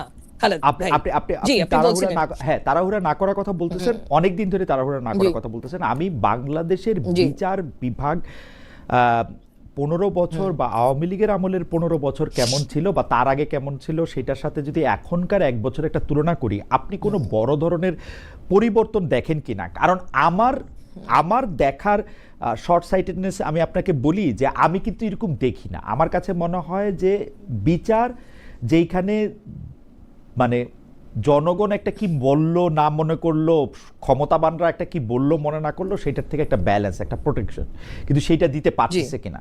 আপনি যদি দেখেন যে বাংলাদেশের সাবেক প্রধান বিচারপতিকে খুনের মামলায় গ্রেপ্তার করা হয়েছে, বাংলাদেশের সাংবাদিকদের যারা জেলে আছেন তারা কেন জেলে আছেন, তাদের কেন জামিন হইতেছে না, এই খুনের মামলাগুলি কোথায় হইতেছে, এই জায়গাগুলিতে আপনার কি মনে হয় আসলে কি আমরা ন্যায় বিচার পাইতেছি বা ন্যায় বিচারের জন্য আমাদের সেই সাহসটা আমরা করতে পারতেছি, যেটা আওয়ামী লীগের আমল থেকে একটু আলাদা? আমি কিন্তু বিচার বিভাগের ক্ষেত্রে বড় পরিবর্তন দেখি না আসলে। জি, বড় পরিবর্তন দেখার মতো সময় আমার মনে হয় খালেদ ভাই এখনো আসেনি। কিছু পরিবর্তন দেখতে পাচ্ছি, কিন্তু তাই বলে সমস্যা যে নেই তা একেবারেই না। আমি কিছু উদাহরণ দিই। ধরেন যে এই যে কোর্ট প্রাঙ্গণে যে হেনস্থা করা হলো, এই যে আওয়ামী লীগেরই নেতাদের বা নেত্রীদের যখন প্রডিউস করা হলো কোর্টে, ডিম ছোড়াছুড়ি থেকে আক্রমণ করা হলো, আইসিইউতে চলে গেছে অনেকে, এটা তো একেবারেই প্রত্যাশিত না, বিশেষ করে অন্তর্বর্তীকালীন সরকারের কাছে। কারণ ওনাদের থেকে তো আমাদের আশা প্রত্যাশা সবকিছু অনেক বেশি ছিল। যদি আগেরই কোর্টে সেই পরিবেশ বহাল থাকে এখন, তাহলে তো এটা দুঃখজনক। কিন্তু এখানেও কিন্তু একটা জিনিস, যে নজিরটাকে স্থাপন করে দিয়ে গেছে। আপনি দেখবেন, এই কথাটা আমি আগেও বলেছি, যে সুপ্রিম কোর্ট বার অ্যাসোসিয়েশনের ইলেকশন কিন্তু আমরা খুব গর্বের সাথে বলতাম যে দেশে যে দলই ক্ষমতায় থাকুক না কেন, সুপ্রিম কোর্ট বারের ইলেকশন সবসময় স্বচ্ছ হয়েছে, এবং ওখানে অনেক ক্ষেত্রে দেখা গেছে যে অপোজিশন ক্ষমতায় আছে। এবং এই কথাটা কিন্তু গত 3টা ইলেকশনে আমরা বলতে পারিনি। প্রথমবারের মতো সুপ্রিম কোর্ট বার ইলেকশনকে পুরোপুরি হাইজ্যাক করা হলো, কোর্ট প্রাঙ্গণে পুলিশ ঢুকিয়ে দেয়া হলো, 100, 200, 300 পুলিশ, কোর্ট প্রাঙ্গণে বন্দুক নিয়ে যুবলীগের লোকজন আসলো। নজির একটা খারাপ কিন্তু স্থাপন করা হয়ে গেছে। সেখান থেকে পুরোপুরি যে আমরা বেরিয়ে আসতে পেরেছি তা না। তার একটা প্রমাণ হচ্ছে, ধরেন কোর্ট প্রাঙ্গণে যে হেনস্থা করা হলো, যাদেরকে আসামিদের যখন প্রডিউস করা হলো। আরেকটা এক্সাম্পল হচ্ছে এই যে ডিম ছোড়াছুড়ি, কথায় কথায় আন্দোলন করা, এটা আরেকটা এক্সাম্পল যে পরিবেশটা কিন্তু না, মানে আমরা এই কথাগুলি আপনাদের কাছ থেকে শিখেই কিন্তু আসলে আওয়ামী লীগ সরকারের এই দুঃশাসন, এই বিচার বিভাগের দলীয়করণ, বিচার অঙ্গনকে অপবিত্র করা, এর প্রত্যেকটা জিনিসের ক্ষেত্রে কিন্তু আমরা প্রতিবাদ করলাম। তাহলে এটা চেঞ্জ হবে, কিন্তু চেঞ্জ কি আসলে হইল? আমরা আদালত প্রাঙ্গণে বিচারকদের শুনি, তারা ভয়ে জামিন দিতে পারেন না, কারণ বললে তাদেরকে একটা দোষর ট্যাগ দেওয়া হবে, ট্যাগ দেওয়া হইলে তারা আর মুখ দেখাতে পারবেন না। তাহলে আমরা তো ন্যায় বিচারটা মানে শুরু যারাই করুক, মানে আওয়ামী লীগ আমল একটা অবিচার হয়েছে দেখা এই আমলের অবিচার দিয়া তো আমরা তো মানে জাস্টিফাই একেবারে করতে পারবো না। অ্যাবসলিউটলি আপনি কারেক্ট যে আমরা জাস্টিফাই তো করতে পারবো না। বাট আমি যেটা বলার চেষ্টা করছি যে এরকম একটা প্র্যাকটিস, চর্চা যখন হয়ে এসেছে এত বছর থেকে, এখান থেকে বেরিয়ে আসতে সময় লাগবে। কিন্তু আমার মতে এখন শীর্ষস্থানীয় যারা বিচার বিভাগে আছে, আমাদের প্রধান বিচারপতি থেকে শুরু করে আরো কয়েকজন, এনারা কিন্তু পদক্ষেপ নিচ্ছে, চেষ্টা করছে চেঞ্জগুলো আনার। যেরকম সচিবালয় নিয়ে, পৃথক সচিবালয় নিয়ে কিন্তু জোরে সোরে আওয়াজ তুলেছে আমাদের এই প্রধান বিচারপতি, এবং এটাও তো মানে একটা পজিটিভ স্টেপ, যেটা আমরা এতদিন দেখতে পারিনি। আরেকটা জিনিস ধরেন, যেটা দিয়ে আমি বলছি যে 12 জন বিচারপতিকে যে ছুটিতে পাঠানো হলো, মানে এটা কেন হলো? কারণ দাবি দিচ্ছিল, মানে আদালত ওখানে চলে গেছে, মিছিল করেছে, ঘেরাও করেছে, দাবির সম্মুখীন হয়ে কিন্তু তাদেরকে ছুটিতে পাঠানো হলো। এটা আমার মতে কিন্তু খুব ভালো নজির যে সৃষ্টি করেছে তা না। কারণ রাইট প্রসেসটা কি হওয়া উচিত ছিল, যে কিছুদিন অপেক্ষা করতেন, সুপ্রিম জুডিশিয়াল কাউন্সিল যখন রিইনস্টেটেড হবে, তাদের বিরুদ্ধে অভিযোগ থাকলে ইনকোয়ারি করতো, ইনকোয়ারি করে তারা যদি দোষী সাব্যস্ত হতো, তখন তাদেরকে আপনি রিমুভ করে দেন বা ছুটিতে পাঠান। সেই পদক্ষেপটা তখন কিন্তু ওই পরিস্থিতি কিন্তু রাখেনি। এটার জন্য কিন্তু প্রাইমারিলি আমি সরকারকে দায়ী করব, কারণ এখানে সরকারের ফুল ব্লেসিংস ছিল, এই যে এই মব পাঠিয়ে দিয়েছে যে সুপ্রিম কোর্ট প্রেমিসেসে এবং বাধ্য করেছে তাদেরকে ছুটিতে পাঠানোতে, এটা তো সরকারের হস্তক্ষেপ ছিল, বিচার বিভাগের স্বাধীনতার উপরে হস্তক্ষেপ ছিল, এটা কিন্তু ছেড়ে দেয়নি প্রধান বিচারপতির No, উপর। So, absolutely. এইসব প্রবলেমস আছে খালেদ ভাই, এইসব প্রবলেমস আছে, কিন্তু কিছু যে পদক্ষেপ দেখতে পারছি এটাও এতদিন দেখতে পারিনি, Okay. এতটুকুই আমি বলবো। আপনাকে অনেক ধন্যবাদ বেরিসি ইমাম। আমি একটু ডক্টর আব্দুল আলী ইউসুফ এর কাছে আসি। যে ডক্টর ইউসুফ, বর্তমান যিনি সেনাপ্রধান আছেন জেনারেল ওয়াকারুজ্জামান বিভিন্ন মাধ্যমে বিভিন্নভাবে বুঝাতে চেয়েছেন, বলেছেন আসলে যে তিনি সরকারি দায়িত্ব পালন করবেন যথানিয়মে, রাষ্ট্রীয় বা সাংবিধানিক ক্ষমতা দখল করার বা ক্ষমতায় আসার কোনো ইচ্ছা বা বাসনা তার নাই। কিন্তু গত বছর আগস্ট মাস থেকে আমরা কন্টিনিউয়াসলি শুনে আসতেছি যে সামরিক অভ্যুত্থানের গুজব, আমরা সেনাবাহিনী ক্ষমতা নিবে, আওয়ামী লীগকে আবার পুনঃপ্রতিষ্ঠা করার জন্য তিনি চেষ্টা করতেছেন। এবং তিনি একটা তিনি কিভাবে শেখ হাসিনা বা আওয়ামী লীগের স্বার্থ সংরক্ষণ করবেন এইটাই তার একমাত্র চিন্তা ভাবনা, আর কোনো চিন্তা তার নাই। 2-3 দিন আগেও রাতভর একটা গুজব ছিল। এই গুজবটা হচ্ছে যে বলা হইতেছিল যে আইসিটি যে 25 জন বা 28 জন সেনা কর্মকর্তার বিরুদ্ধে অভিযোগপত্র দিয়েছেন বা তাদের গ্রেপ্তারি পরোয়ানা দিয়েছেন, সেইটা তিনি রুখে দিতে চান, তিনি সেনা কর্মকর্তাদের করতে চান না। আপনি ব্যাপারটাকে আসলে কীভাবে দেখেন? আমার প্রশ্ন হচ্ছে, ক্রমাগতভাবে এইটা বলে এইটা কি সিভিল প্রশাসনকে, আর্মি যারা আছেন তাদের মুখোমুখি দাঁড় করানো হইতেছে? এটা কি ভালো হইতেছে, নাকি আর্মির একটু চাপে রাখাই ভালো, যে আর্মি হইছো তোমরা একটু চাপে থাকো? ধন্যবাদ। একটু আগে আপনি যে জিনিসটা বললেন শুরুর দিকে, যে আজকাল এমন একটা সময়ের মধ্যে দিয়ে আমরা যাচ্ছি যখন কেউ একটা গুজব ছড়িয়ে বা একটা ডিসইনফরমেশন ডিসিমিনেট করে যে খুব সহজে পার পেয়ে যাবে তা না, এটা লোকজন বুঝতে পারে। আমি একটা ছোট্ট এক্সাম্পল দিয়ে বুঝাতে চাচ্ছি। এই যে একটা কুয়ের গুজব, আমরা নিজের এটাকে গুজব বলছি, রিউমার বলছি। তো এই যে একটা কুয়ের একটা গুজব যে ছড়ানো হলো যে 2 দিন আগে রাতে, এই গুজবটাকে হালে পানি পেয়েছে? এই গুজবটা থেকে কেউ রেসপন্ড করেছে? আপনার সেই সুদূর ফ্রান্সে বসে কোন এক ভদ্রলোক বললেন যে ক্ষমতা দখল করার প্রচেষ্টা হচ্ছে, অথচ that was A routine move. আপনার 4টা এপিসি ডিপ্লোম্যাটিক জোন থেকে ফিরে আসবে, যেটা রোটেশন হয় আর কি। আমাদের যে ট্রুপস যে কোনো জায়গাতে কাজ করতে থাকলে কিছুদিন পর পর তাদেরকে রোটেট করতে হয়, তাদের রেস্ট রিফিটিং দরকার হয়। That was routine move. এই রুটিন মুভটাকে যে পারপাসফুলি এটাকে একটা রিউমার ছড়িয়ে একটা উত্তাপ ছড়ানোর চেষ্টা করা হলো, এটা কি সফল হয়েছে? কেউ কি রেসপন্ড করেছে? কেউ রেসপন্ড করেনি। না, কিন্তু সরি ডক্টর ইউসুফ, আমি শুধু একটা প্রশ্ন করতে চাই যে এইটা তো আর উনি স্যাটেলাইট দিয়ে দেখেন নাই। উনাকে আর্মির ভিতর থেকেও বা সিভিল প্রশাসনের ভিতর থেকে কেউ বাংলাদেশ থেকে বলেছেন যে এটা এরকম হইতেছে, এইটার এরকম একটা কনসিকুয়েন্স থাকতে পারে, উনার কাছে মনে হয়েছে যে এইভাবে এটা উনি রিয়েক্ট করবেন। এই ভিতর থেকে কথা বলার বা এই আমি আমি আমি নিজে এই পেশার সাথে কিছুটা জড়িত বলে আমি কিন্তু বুঝি যে আমি কিন্তু একদম হাওয়া থেকে কথাটা বলতে পারবো না। কেউ না কেউ আমাকে কোনো না কোনো কিছু বলতেছেন, যেটা আমি আসলে, তো ওইটার কি আপনার কাছে মনে হয় কিনা যে কেউ না কেউ তো উনাকে আসলে সত্যিই বলছেন, উনি তো আর এটা একদমই বানায়া বলেন নাই? এইটাও কি এখানে লক্ষ্য করুন? জি, এখানে একটা হচ্ছে তথ্য, আর একটা হচ্ছে আপনি তথ্যটাকে কিভাবে ইন্টারপ্রিট করছেন সেটা। এখানে তথ্যটা হচ্ছে ইয়েস, 4টা এপিসি ক্যান্টনমেন্ট থেকে বেরিয়েছে, সাথে 4 দুগুণে 8টা পিকআপ ভর্তি সৈন্য বেরিয়েছে। এখন পুরো বাংলাদেশেই তো ম্যাজিস্ট্রেসি পাওয়ার নিয়ে সেনাবাহিনী বিভিন্ন জায়গাতে ডিপ্লয়, তারা বিভিন্ন জায়গাতে তাদের অ্যাডমিনিস্ট্রেটিভ মুভ হতে পারে, লজিস্টিক মুভমেন্ট হতে পারে, অপারেশনাল মুভমেন্ট হতে পারে। That is for the very purpose of performing the duty which they have been entrusted upon. তাদেরকে যে দায়িত্বটা দেওয়া হচ্ছে এটা পালন করার জন্যই তাদেরকে কতগুলো রুটিন মুভমেন্ট করতে হয়। তো মুভমেন্টটা হয়েছে, এই তথ্যটা তো ভুল না, কিন্তু মুভমেন্টের ইন্টারপ্রিটেশনটা কি হয়েছে, দ্যাট ইজ রিয়েলি সিরিয়াস। যখন এই একটা বিনাইন মুভমেন্টকে কেউ একটা অ্যাটেম্পট বলে এটাকে পাবলিসাইজ করার চেষ্টা করে, একটা ফিয়ার মঙ্গারিং এর চেষ্টা করে, জনগণের ভিতরে একটা ভয় ঢোকানোর চেষ্টা করে, আমি মনে করি this is a serious criminal offence. এটা অত্যন্ত বাজে একটা অফেন্স। যারা এই ধরনের কাজগুলো করছেন, হ্যাঁ তথ্য কেউ দিতেই পারে। আপনারাও যেরকম যারা সাংবাদিকতা করেন, আপনাদের প্রচুর সোর্স থাকে বাংলাদেশের ভেতরে, তাদের কাছ থেকে আপনারা বিভিন্ন নিউজ ফিডব্যাক পান। বাট আপনি একটা নিউজ পেলেন, বাট নিউজটার যে বিশ্লেষণ, নিউজ অ্যানালিসিস বা ইন্টারপ্রিটেশনটা তো অ্যাবসলিউটলি আপনার উপরে। আপনি এটাকে চেক করবেন, রিচেক করবেন, নাম্বার অফ সোর্স থেকে আপনি কনফার্ম করবেন যে তথ্যটা আপনি পেয়েছেন সেটা সত্যি না মিথ্যে, এটা বানোয়াট কিনা। অ্যান্ড দেন যে তথ্যটা আপনি পেলেন তার পিছনে ব্যাকগ্রাউন্ড ইন্টেনশনটা কি হতে পারে, এটা আপনি একটা অনুমান নির্ভর একটা বক্তব্য দিতে পারেন, কিন্তু সেই বক্তব্যটা এই পর্যায়ে হওয়া উচিত না যেটা পুরো দেশব্যাপী একটা মনে করেন ফিয়ার মঙ্গারিং করবে, লোকজনের ভিতরে একটা ভয় ঢুকিয়ে দেবে। এগুলো তো আমার মনে হয় যে দিস আর ইল ইন্টেনশন, এগুলো তো ভালো কোনো লক্ষ্যে হচ্ছে বলে আমার মনে হয় না। আর যেটা আপনি যুদ্ধের কথা শুরুতেই বলেছেন, দেয়ার আর সাম পিপল যারা সবসময় চাবে আমাদের দেশ, যে আমরা সবসময় একটা ঐক্যের কথা বলে আসছি, আমরা সবসময় চেয়েছি, আমরা এখনো চাই, আপনারা প্রত্যেকেই চান যে আমরা যাতে ঐক্যবদ্ধ ইউনাইটেড থাকি। এই জন্য সরকার ঐক্যমত্য কমিশনও গঠন করেছে। উদ্দেশ্যটা একটাই, আমাদের ভিতরে যখন একটা ডিভিশন তৈরি হবে, আমাদের যে পটেনশিয়াল এনিমি যারাই আছে তারা কিন্তু এটাকে এক্সপ্লয়েট করার চেষ্টা করবে। তো যখনই কেউ এই ধরনের কোনো রিউমার ছড়ায়, আমার সঙ্গত কারণে আমার মনের ভিতরে একটা প্রশ্ন আসে, হুম দে আর ট্রাইং টু হেল্প? তারা কি আমাদের বিভাজনটাকে বাড়ানোর চেষ্টা করছে?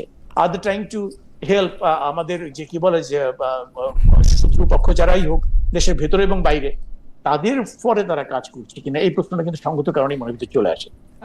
ডক্টর ইউসুফ, আমি দুইটা বিষয়ে শুধু আপনার একটু কুইক মানে একটু মতামত জানতে চাই। একটা হচ্ছে যে আমরা কিন্তু দেখতে পাচ্ছি যে সেনাপ্রধান রাজনীতি থেকে বা ক্ষমতা থেকে নিজেকে দূরে রাখবেন এরকম একটা প্রতিশ্রুতি দিচ্ছেন, কিন্তু ঘটনা হচ্ছে তিনি কি রাজনীতি থেকে আসলে দূরে থাকতেছেন?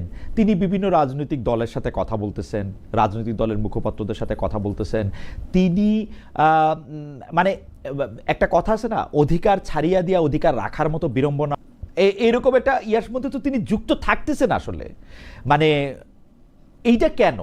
মানে আমরা কেন ডিজিএফআই কেও ইন্টারেস্ট নিতে দেখতেছি এই রাজনীতি নিয়ে? ওনারা তো ক্ষমতায় থাকবেন না, ডিজিএফআই এর কেন পলিটিক্যাল ইন্টারেস্ট নিতে হবে বা নিতে হচ্ছে কিনা?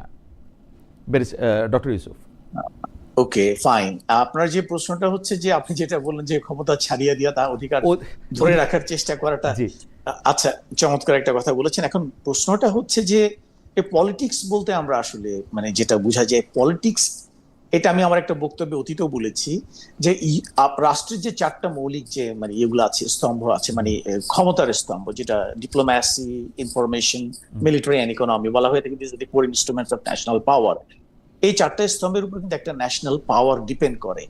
তো এই পাওয়ার গুলো তো very well political elements in a say. আমি পলিটিক্স বলতে চাই যে war is an extension of politics. যখন আমার কোন একটা দেশের সঙ্গে কোন একটা সমস্যা হচ্ছে, সেটা ভেতরে হোক বাইরে হোক, যখন সেটা পলিটিক্যাল প্রসেসে সেটেল করা না যায়, যখন ডিপ্লোম্যাটিক প্রসেসে সেটেল করা না যায়, তখন বাধ্য হয়ে সরকার তখন তার মিলিটারি টুলটাকে ইউজ করে। That means the military as an instrument of national power, they have to be fully aware of the political development within and outside of the country.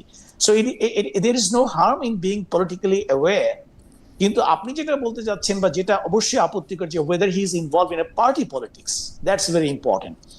যদি মনে করেন এটা অ্যাবসলিউটলি, আমি যেটা মনে করি সেটা বলছি, জেনারেল ওয়াকার কি ভাবছেন আমি তার ওনার মনের ভিতরে ঢুকে দেখিনি, বাট ফ্যাক্ট হচ্ছে এটা, উনি যদি শুধু পার্টিকুলার একটা পার্টির সঙ্গে রিপিটেডলি মিটিং করতেন বা একটা সার্টেন পলিটিক্যাল পার্টির সঙ্গে ওনার অতিরিক্ত সূক্ষ্মতা দেখা যেত, তখন আপনারা হয়তো প্রশ্নটা তুলতে পারতেন যে উনি একটা পার্টি পলিটিক্স ইনভলভ হয়ে যাচ্ছেন কিনা। যখন উনি মাল্টিপল পার্টির সঙ্গে উনি কথা বলেন, আমি এটাকে একটা সিভিল মিলিটারি রিলেশনশিপের একটা পজিটিভ সাইন হিসেবে দেখি। এবং আমি মনে করি যে রাষ্ট্রের একটা অন্যতম ন্যাশনাল ইনস্ট্রুমেন্ট অফ ন্যাশনাল পাওয়ার হিসেবে তার অবশ্যই পলিটিক্যাল অ্যাওয়ারনেসটা থাকা উচিত। সার্বভৌমত্ব রক্ষার কথা আমরা বলে থাকি, সার্বভৌমত্ব, external sovereignty as well as internal sovereignty both. এবং আমাদের যে threats to sovereignty can emerge from outside as well as from within. So এদিক থেকে যদি উনি একটা পলিটিক্যাল অ্যাওয়ারনেসের জন্য if he maintains communication with all the political parties, কোন একটা নির্দিষ্ট পলিটিক্যাল পার্টির প্রতি বায়াস না হয়ে, আমি এর ভিতরে মন্দ কিছু দেখি না। আমি মনে করি বরঞ্চ একজন সেনাপ্রধানের এই অ্যাওয়ারনেসটুকু থাকা উচিত, কমিউনিকেশনটুকু তার মেনটেন করাই উচিত। আপনি দুইটা জিনিস বলতেছেন, আপনি বলতেছেন যে অ্যাওয়ারনেসও থাকা উচিত, কমিউনিকেশনও মেনটেন করা উচিত। অ্যাওয়ারনেসও থাকবে, আমরা যে কোনো লোকই আমাদের একটা পলিটিক্যাল অ্যাওয়ারনেস থাকবে, কিন্তু আপনি বলতেছেন যে পোশাকে থেকে, সেনানিবাসে থেকে ওনার একটা পলিটিক্যাল কমিউনিকেশনও বজায় রাখা উচিত। এখন কমিউনিকেশনের ক্ষেত্রে, আমি কমিউনিকেশনের ছাত্র হিসেবে বুঝি ডক্টর ইউসুফ, কমিউনিকেশনের ক্ষেত্রে কিন্তু পিক অ্যান্ড চুজ থাকে। কমিউনিকেশনের ক্ষেত্রে কিন্তু আপনি কার সাথে কীরকম কমিউনিকেশন করবেন আপনার একটা বায়াসও থাকে। এর চেয়ে সবচেয়ে ভালো হচ্ছে যে আমরা সবসময় দেখি যারা আসলে, যেমন ধরেন তাহলে তো বিচারকদেরও কি বাংলাদেশের রাজনৈতিক অবস্থা বোঝার জন্য তাদেরকে একটা কমিউনিকেশন মেনটেন করা উচিত? যিনি রাজস্ব বোর্ডের চেয়ারম্যান আছেন তারও কি একটা কমিউনিকেশন মেনটেন করা উচিত? যিনি দুদকে আছেন তারও কি করা উচিত? মানে আপনি কিভাবে এইটার সীমারেখাটা কিভাবে টানবেন যে একটা আর্মি জেনারেল উনি কেন উনার অফিস ব্যবহার করে পলিটিক্যাল পার্টিগুলির সাথে কথা বলবেন? সবগুলির সাথে কথা বললো, ধরলাম তার বায়াস নাই, মানে কেন বলবেন এটা? রাইট, আপনি যেটা বলেন রাজস্ব বোর্ডের চেয়ারম্যান কিংবা একজন বিচারক, কি উনি তো বা যে কোনো কোনো যে দায়িত্বের লোক, আমরা সাংবাদিকরা ছাড়া হ্যাঁ। কারোই তো সব পার্টির সাথে কথা বলা উচিত না। না, এখানে একটুখানি আমার মনে হয় যে একটু বোঝার ব্যাপার আছে। আমি যেটা জি বললাম যে ইনস্ট্রুমেন্টস অফ ন্যাশনাল পাওয়ার, একটা জাতির সার্বভৌমত্ব স্বাধীনতা ধরে রাখার জন্য যে চারটে এলিমেন্টস এর কথা আমি বললাম, জি এর ভেতরে এখন অনেকে আবার ইয়েটাকে ইনক্লুড করছে, যে আপনার মিডিয়াটাকে ইনক্লুড করছে, বাট বেসিক্যালি অ্যাকচুয়ালি মিডিয়াটাই হচ্ছে আপনার ইনফরমেশন ডাইন বলা হয়, যেটা diplomacy, information, military and economics. Hmm. এই চারটা ইনস্ট্রুমেন্ট অফ ন্যাশনাল পাওয়ারকে যারা লিড করে, তাদের তো অবশ্যই একটা সিনার্জিস্টিক ওয়েতে যাতে ন্যাশনাল পাওয়ারটা সুসংহত হয়, এটাকে ইনশিওর করার জন্য তাদের mutual sort of talk, communication তো থাকাটাই বাঞ্ছনীয় বলে আমি মনে করি। আমি আবারও Okay. বলছি, war is an extension of politics. একজন সেনাপ্রধান যদি দেশের আভ্যন্তরীণ এবং বাইরের যে political development, geo political realities, emerging realities গুলো সম্পর্কে যদি উনি না জানেন বা কমিউনিকেশনে না থাকেন, it becomes very difficult for him to lead his troops in the war. So Okay. আমি ব্যক্তিগতভাবে মনে করি there is no harm in it if he continues communication with all the parties instead of just being biased towards one. এটা হচ্ছে আমার দৃষ্টিভঙ্গি। Doctor Yusuf, আপনাকে অনেক ধন্যবাদ। আমি একটু বেরিসের রাশনাই ম্যামের কাছে আসি। প্রশ্নটা করার আগে আমি একটু দর্শকদের কাছে একটু জানতে চেয়েছিলাম যে সেনাবাহিনীর হেফাজতে থাকলে অবশ্যই 15 সেনা বেরিসের রাশনাই ম্যাম, এই প্রশ্নটা আমি আপনার কাছ থেকে শুনতে চাই, তারপরে আমি আপনার মন্তব্যের পর আমি ডক্টর ইউসুফের কাছে একই প্রশ্নের ব্যাপারে তার মতামত একটু শুনতে চাই। সেটা হচ্ছে অন্তর্বর্তী সরকারের সময় যেসব মানবতা বিরোধী অপরাধের বিচার কার্যক্রম চলছে, অবশ্যই আপনারা তা নিবিড়ভাবে পর্যবেক্ষণ করছেন। সম্প্রতি এই মামলায় আছে, মানে মামলায় পরোয়ানা দেওয়া হয়েছে সাবেক ও বর্তমানে কর্মরত প্রায় 30 জন সামরিক কর্মকর্তা, 28 জন কেউ বলতেছেন কি। বিচারের এই উদ্যোগ কিভাবে দেখেন? জুলাই আন্দোলন, পুলিশের বিচার, এর প্রভাব দেশের আইন শৃঙ্খলা বাহিনীর উপর প্রভাব পড়েছে, তারা দায়িত্বে মনোনিবেশ করতে পারছে না, এই অভিযোগ রয়েছে। 30 জন সামরিক কর্মকর্তার বিচার, এই বিচারের উদ্যোগ সেনাবাহিনীর উপর কোনো প্রভাব ফেলতে পারে বলে আপনি মনে করেন কিনা? আমি প্রশ্নটার মধ্যে একটু লেজ যুক্ত করি। সেনাবাহিনী একটা ডিসিপ্লিন ফোর্স, যাদের কাজ হচ্ছে বাংলাদেশের সার্বভৌমত্ব রক্ষা করা, বাংলাদেশের সীমানায় শত্রুদের সাথে মোকাবেলা করা, দেশ রাখা, কিন্তু ওনারা যখন সিভিল প্রশাসনের এইডে আসেন তখন তারা বিভিন্নভাবে সিভিল প্রশাসনের মধ্যে, ধরেন একজন ব্রিগেডিয়ার জেনারেলও কোনো একটা জায়গায় অধিনায়ক হয়ে আসেন, একজন কর্নেলও কোনো একটা জায়গায় হয়তো সর্বোচ্চ কর্মকর্তা হয়ে আসেন, চেইন অফ কমান্ডার ক্ষেত্রে ওনার তখন একটু রিল্যাক্স করার একটু সুযোগ হয়। তো সেই সব ক্ষেত্রে ওনার অনেক সিদ্ধান্তও নিতে হয় যেটা ওনাকে ইন্ডিপেন্ডেন্টলি নিতে হবে সেই সময়, যেটা আর্মি বুকে অনেক সময় থাকে না সিভিল ওই। তো এই ক্ষেত্রে আমরা ওনাদেরকে ডাকি যে আমরা আমাদের প্রশাসনকে সহায়তা করতে তোমরা আসো, পরে ওনারা যে কোনো কাজের জন্য, যেটা ওনারা কোনো একটা হুকুমে করছেন বা কোনো একটা অর্ডার মানতে করছেন, তারপরে ওনাদের যদি এই বিচারের এই জায়গায়, মানে আমি অবশ্যই, মানে মুশকিল হইলো আমি এই গুম খুনের পক্ষে না, যারা অপরাধ করছে তারা তো বিচার করবে, কিন্তু এই চেয়ারকে অভিযুক্ত করাটা, এইটা আপনি আসলে কিভাবে দেখেন একজন আইনজীবী হিসাবে, এবং আপনি এটার প্রতি খেয়াল রাখেন, সেজন্য আপনি একটু বলেন, আমরা একটু ডক্টর ইউসুফকেও শুনবো যে এটা উনি কিভাবে দেখেন। জি জি, খালেদ ভাই, যেহেতু আমি আইনের শাসনে বিশ্বাসী এবং আমি একজন আইনজীবী, আমি একটু আইনের ব্যাখ্যাটা আগে দিই। আমাদের ইন্টারন্যাশনাল ক্রাইমস ট্রাইব্যুনাল আইন যেটা আছে সেটা গত বছর সংশোধন করা হয়েছিল, আপনারা সবাই জানেন। সংশোধন করে ট্রাইব্যুনালকে ক্ষমতা দেয়া হয়েছে বিচার করার ডিসিপ্লিন ফোর্সেসের যে কোনো মেম্বারের। ডিসিপ্লিন ফোর্সেসের সংজ্ঞাও আছে সেই আইনে, যেখানে সেনাবাহিনী উল্লেখ করা আছে অবভিয়াসলি। সো এটা কিন্তু খুব ওয়াইড পরিধিতা এই ক্ষমতাটার। এখানে কিন্তু বলা হয়নি যে ধরেন রিটায়ার্ড যারা আর্মি অফিসার্স তারা এই আইনের আওতায় শুধু আসবে, যারা সার্ভিং আর্মি অফিসার্স তারা এই আইনের আওতায় আসবে না। সো তার মানে পরিধিটা অত্যন্ত ওয়াইড, যে কোনো ডিসিপ্লিন ফোর্সের যে কোনো মেম্বার যদি মানবতা বিরোধী অপরাধ সংগঠন করে থাকে, সেক্ষেত্রে এই ট্রাইব্যুনালকে ক্ষমতা দেয়া হয়েছে এই সংশোধনীর মাধ্যমে তাদের বিচার করার। এন্ড আমার ধারণা এটার ভিত্তিতেই চিফ প্রসিকিউটর তার বক্তব্যটা করেছে যে এই আইনের অধীনে ওনাদের বিচার হবে। তো এই আইন নিয়েও কিছু কনসার্নস রেজ করা হয়েছে, তার মধ্যে একটা হয়েছে আমাদের আইনের ভাষায় বলে প্রিজাম্পশন অফ ইনোসেন্স, যে ওনারা অভিযুক্ত হয়েছে, ওনারা তো এখনো কনভিক্টেড হয়নি, সেক্ষেত্রে ওনাদেরকে কি কোনো ধরনের কি বলবো শাস্তি দেয়া যাবে কিনা, এটা আরেকটা পয়েন্ট যে এই আইনটা কি আদৌ সাংবিধানিক কিনা নাকি আমাদের সংবিধানের সাথে সামঞ্জস্যপূর্ণ না। সো এখানে আমাদের সংবিধানে কিন্তু আর্টিকেল 47-এ স্পেসিফিক্যালি হেফাজত করা হয়েছে কিছু ধরনের আইনের। তার মধ্যে কি কি ধরনের আইনের? আইনটা যদি ডিটেনশন, প্রসিকিউশন বা পানিশমেন্ট সংক্রান্ত হয়, সেটা যদি ডিসিপ্লিনড ফোর্সেসের ক্ষেত্রে প্রযোজ্য হয়, এবং সেটা যদি মানবতা বিরোধী অপরাধ সংক্রান্ত হয়। তো এই তিনটা বক্সই আপাতত দৃষ্টিতে আমার মনে হয় টিক করে যাচ্ছে। তার অর্থ এটাই যে এই সংশোধনটা আইসিটি আইনের কিন্তু সংবিধানের সাথে অসামঞ্জস্যপূর্ণ বলে গণ্য করা হবে না, এটাকে বেআইনি ঘোষণা করা যাবে না বা বাতিল করা যাবে না। যদি এই ইন্টারপ্রিটেশন সঠিক হয়ে থাকে, সেক্ষেত্রে ওনাদের বিচার কিন্তু আইসিটির অধীনেই হওয়ার কথা। যদিও এটা নিয়ে এখনো কোনো ডিসাইসিভ কথা, মানে একটা কনফ্লিক্টের মানে একটু কনফ্লিক্টিং মনে হচ্ছিল যে প্রতিপক্ষ হিসেবে আইসিটি এবং সেনাবাহিনী অবস্থান নিচ্ছে, যেটা দেশের জন্য ওভারঅল একেবারেই ভালো হবে না। কারণ আমরা জানি এখানে অনেক ভেস্টেড কোয়ার্টার্স আছে যারা দেশকে অস্থিতিশীল করতে চাচ্ছে, যারা কোনো না কোনো অজুহাতে নির্বাচনকে পিছাতে চাচ্ছে, যারা সেনাবাহিনীকে অস্থিতিশীল করতে চাচ্ছে, এবং এই কোনোটাই দেশের জন্য ভালো হবে না। সো এখন আমার মনে হয় এই কনফ্লিক্টগুলো বা ধরেন ইন্টারপ্রিটেশনের যে কি বলবো জায়গা আছে, মিলিটারি আইন বলেন বা আইসিটি আইন বলেন, এগুলো কিন্তু ডায়ালগের মাধ্যমে, কমিউনিকেশনের মাধ্যমে সলভ করা যায়। সবকিছু কিন্তু এরকম স্পিল আউট করতে যে হবে জনগণের মাঝে, যাতে করে এই যে গুজব যারা ছড়াচ্ছেন, সেটা ইনফ্লুয়েন্সার বলেন, সার্টেন কোয়ার্টার্স বলেন, তাদেরকে আরো খোরাক দেয়া হয় এই গুজবগুলো ছড়ানোর, এটা হয়তো is not a good idea. মানে এটা কিন্তু ইন্টারনাল কমিউনিকেশন কোঅর্ডিনেশনের মাধ্যমে এগুলো ইজিলি অর্গানাইজ করা যাবে। কারণ আই থিঙ্ক আর্মি থেকে বক্তব্য এসছেন, অ্যাডজুটেন্ট জেনারেল উনি বক্তব্য দিয়েছেন যে যারা এই গুমের মতো একটা গুরুতর মানবতা বিরোধী অপরাধের সাথে সংযুক্ত আছে, তাদেরকে মানে কোনোভাবেই কোনো প্রোটেকশন দেবে না আর্মি, এবং আর্মি চাচ্ছেন ন্যায় বিচার এদের বিরুদ্ধে।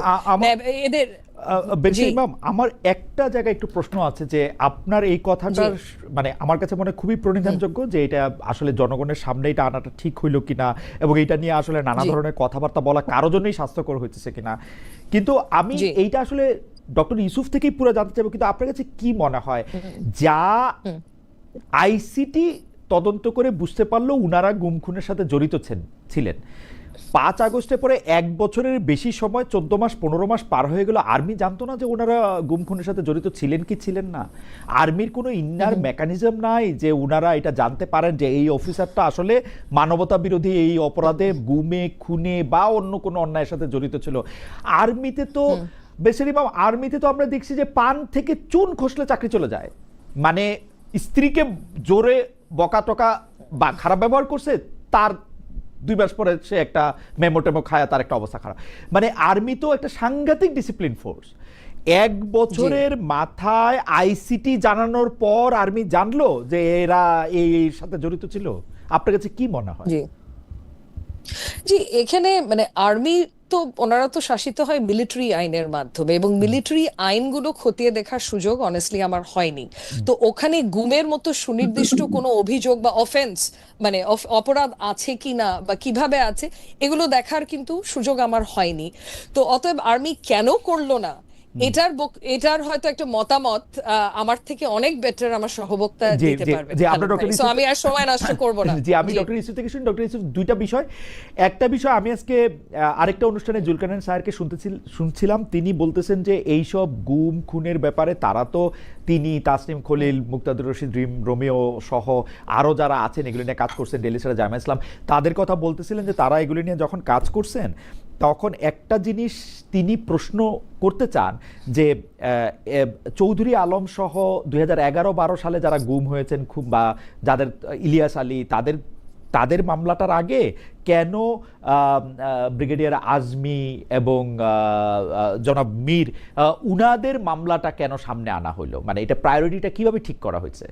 আমি এইটা খালি একটু আপনার কাছে জানতে চাই। আর পাশাপাশি অবশ্যই জানতে চাই যে গুম খুন মানবতা বিরোধী অপরাধের সঙ্গে যুক্ত থাকা আর্মি অফিসাররা এতদিন চাকরিতে কেমনে ছিলেন? তারা কি আইসিটির ওই পরোয়ানা দেখে তারা জানতে পারলেন যে হ্যাঁ এদের বিরুদ্ধে অভিযোগ হচ্ছে? এটা কি সম্ভব আসলে, ডক্টর ইউসুফ?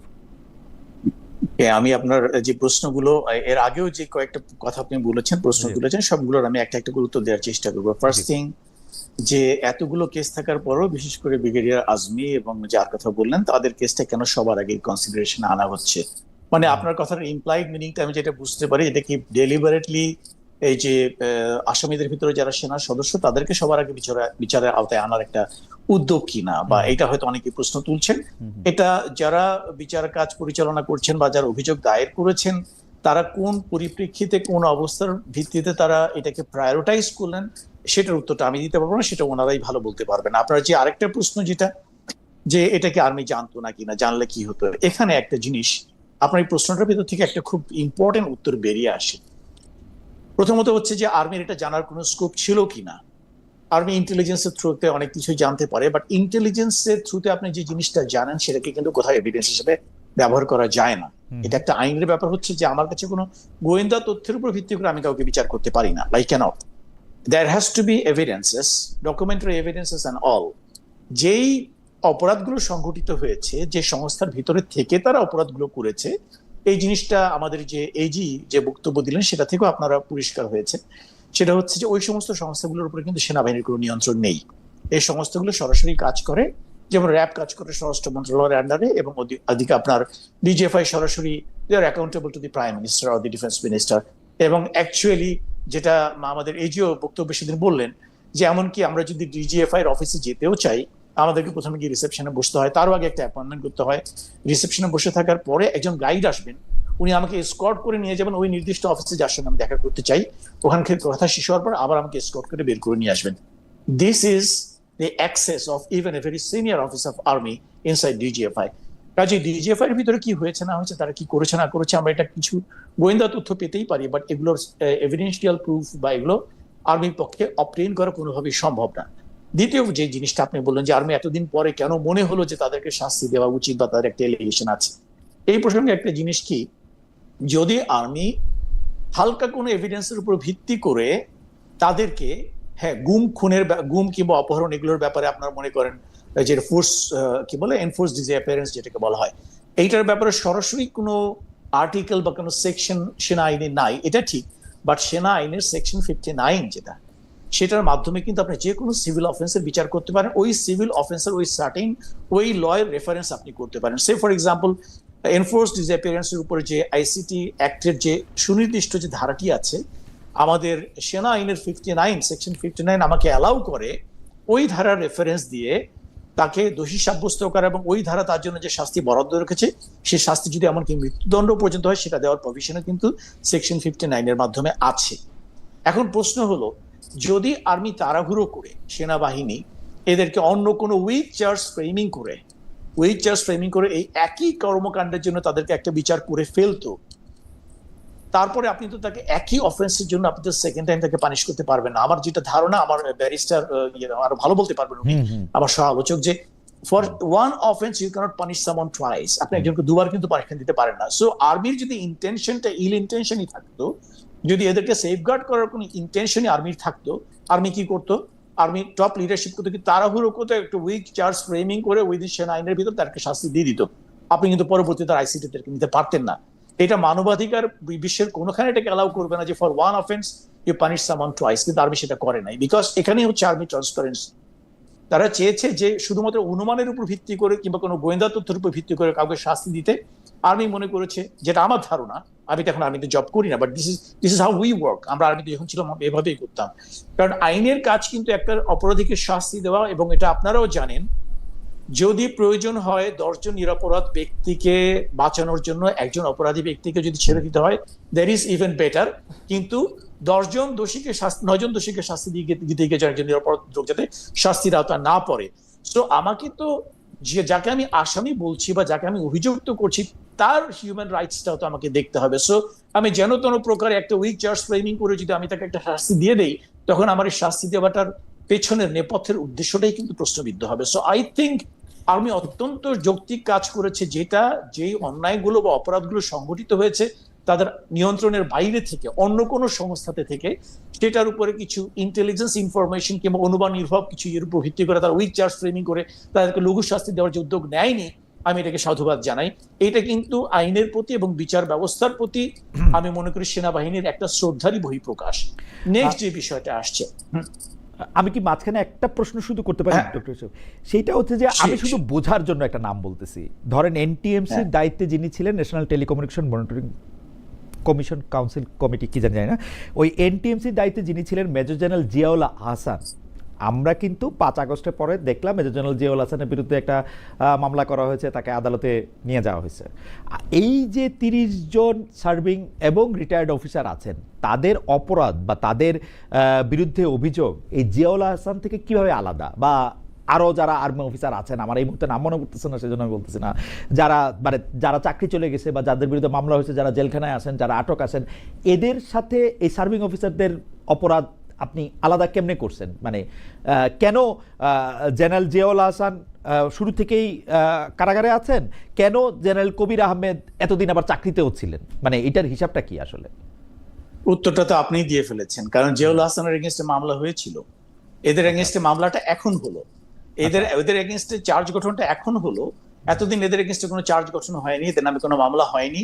সো কারণ নামে যখন কোনো মামলা না হয়, আমি কিভাবে তাকে আইনের হাতে সুপর্দ করব? সেনাবাহিনীর হাতে তো আবার মামলা ছাড়াও আরো অনেক সেনা কর্মকর্তাকে চাকরি বাধ্যতামূলক অবসর, রিটায়ারমেন্টে বা বরখাস্ত করা বা সেনা আইনে শাস্তি দেওয়া হয়েছে কিনা আমি কিন্তু জানি যে হয়েছে, আরো 5 আগস্টের পরে আরো বেশি। তো তাদের সাথে ইনারা কিভাবে ডিফারেন্ট? রাইট, এখন সেনা আইনে যখন কারো এগেইনস্টে আপনি কাউকে যখন শাস্তি দিতে চান, তার এগেইনস্টে একটা চার্জ গঠন করতে হয়।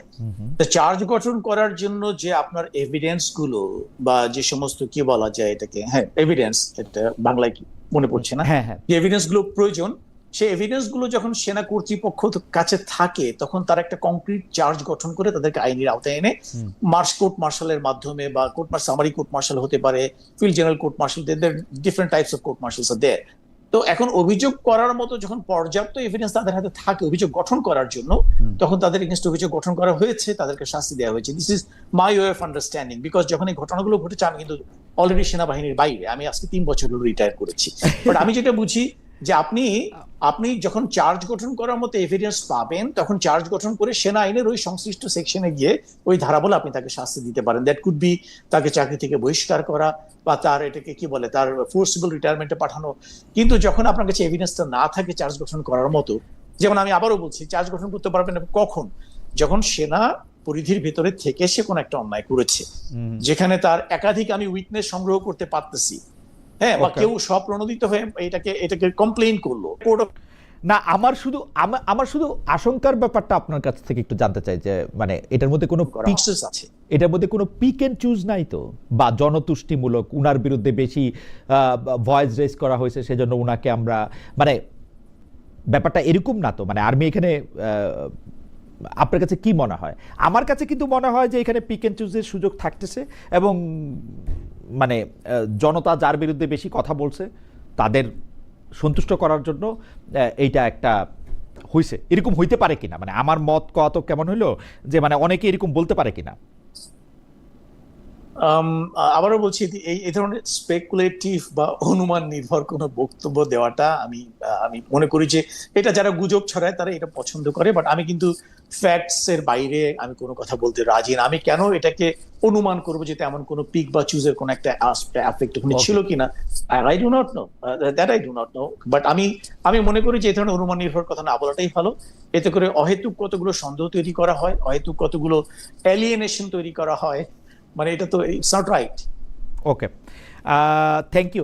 আপনি কি আরেকটা প্রসঙ্গ শেষ করতে চাইছিলেন? আমি একটু মাঝখান থেকে আপনার কি আর কিছু বলার ছিল? যে ওই রাইট যেটা হচ্ছে, যেটা মানে আমাদের চারপাশে যে রিউমারটা ছড়ানো হচ্ছে যে ওয়েদার আর্মি এদেরকে সেফগার্ড দেওয়ার বা প্রোটেকশন দেওয়ার কোনো চেষ্টা করছে কিনা, কেন আইসিটিতে তাদেরকে এখনো সুপর্দ করা হয়নি, ওয়েদার দি আর্মি হায়ারার্কি এদেরকে প্রোটেকশন দেওয়ার চেষ্টা করছে কিনা, এই বিষয়টা আমি একটু পরিষ্কার করা প্রয়োজন মনে করছি। প্রথমত হচ্ছে যে এই ব্যাপারে কোনো রকমের সন্দেহের অবকাশ নেই যে 25 জনকে এই দুটো মামলার আওতায় যাদেরকে ইনিশিয়ালি অভিযুক্ত করা হয়েছে তাদের বিচার আইসিটির আন্ডারেই হতে হবে। কোর্ট মার্শালের মাধ্যমে এদের বিচার হওয়ার কোনো সুযোগ নাই। This is crystal clear. এটা নিয়ে আমার সহ আলোচক যিনি আছেন উনি আরো ভালো করে হয়তো বলতে পারবেন।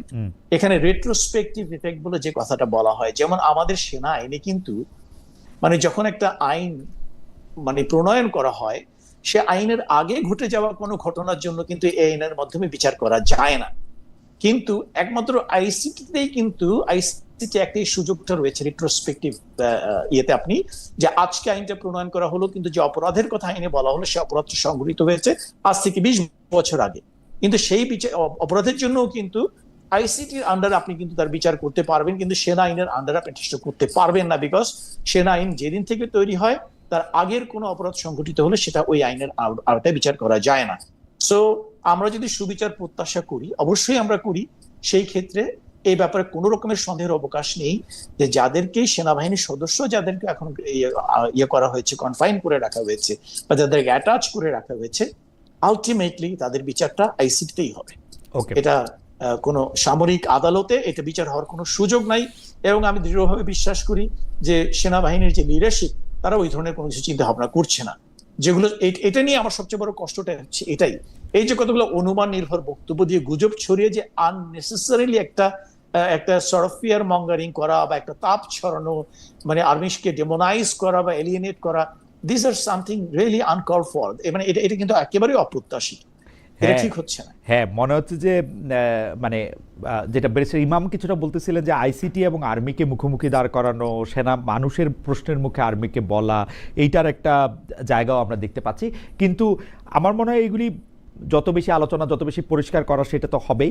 আমি ডক্টর ইউসুফ, আমি একটু ব্যারিস্টার ইমামের কাছে যেতে চাই অন্য আরেকটা প্রসঙ্গে। সেটা হলো যে আপনি বিচার নিয়ে কথা বলতেছেন, মানবাধিকার নিয়ে কথা বলতেছেন ব্যারিস্টার রাসনা ইমাম, কিন্তু এই সরকারের সময় 21শে আগস্ট গ্রেনেড হামলায় আমরা দেখেছি সবাই খালাস পেয়েছেন। সবশেষ আমরা দেখলাম রাজশাহী বিশ্ববিদ্যালয়ে 15 বছর আগে ছাত্রলীগ কর্মী ফারুক হোসেন হত্যা মামলায় সব আসামিকে বেকসুর খালাস দিয়েছে আদালত। সম্প্রতি পাহাড়ে উত্তেজনা যখন ছিল তখন তরুণদের প্রাণহানি, সেখানে আবার মামলা করতে আগ্রহী না আমরা দেখছি ভুক্তভোগী পরিবারগুলা। এসব ঘটনা নিয়ে কি বলবেন? মানে আওয়ামী লীগ আমলে আমরা দেখেছিলাম যে আমার শিক্ষক আবুল কাশেম মোহাম্মদ ফজলুল হক তিনি বলেছেন যে তিনি আসলে সন্তান হত্যার বিচার চান না ওই সরকারের কাছে, কারণ তিনি চান যে, মানে আপনার মনে থাকবে যে তিনি মনে করেন যে এই সরকারের ক্ষেত্রে তার ছেলে হত্যার বিচার হবে কিনা তিনি তার কোনো ভরসা নাই। এই বিচারহীনতার সংস্কৃতি, এই বিচারে বাইরে যাওয়া, আপনি বলতেছিলেন যে কিছুটা আমরা আগাইছি, কিন্তু আমরা আসলে মানুষের মধ্যে আতঙ্কটা এখনো দেখি কিনা যে বিচার চাইতে গেলে, পাইতে গেলে আমাকে আসলে কি করতে হবে। বেশ রাসনা ইমাম, এবং গত সরকারের সময় হওয়া মামলাগুলিতে সাজা হওয়া লোকগুলির খালাস দেওয়ার যে প্রক্রিয়া, সেই প্রক্রিয়াটা অনেকটাই মানে আওয়ামী লীগের শিখায় যাওয়া প্রক্রিয়াকেই অনুসরণ করা বলে মনে হয় কিনা? বেশ ইমাম, এই সমস্যাটা হচ্ছে যে আমি বললাম যে নজির খারাপ যখন একবার স্ট্যাবলিশড হয়ে যায়, তারপরে দীর্ঘ সময় ধরে সেটা স্ট্যাবলিশড হয়, ওখান থেকে হুট করে দেশ বা বিচার বিভাগ কোনোটাই বের হতে পারবে না।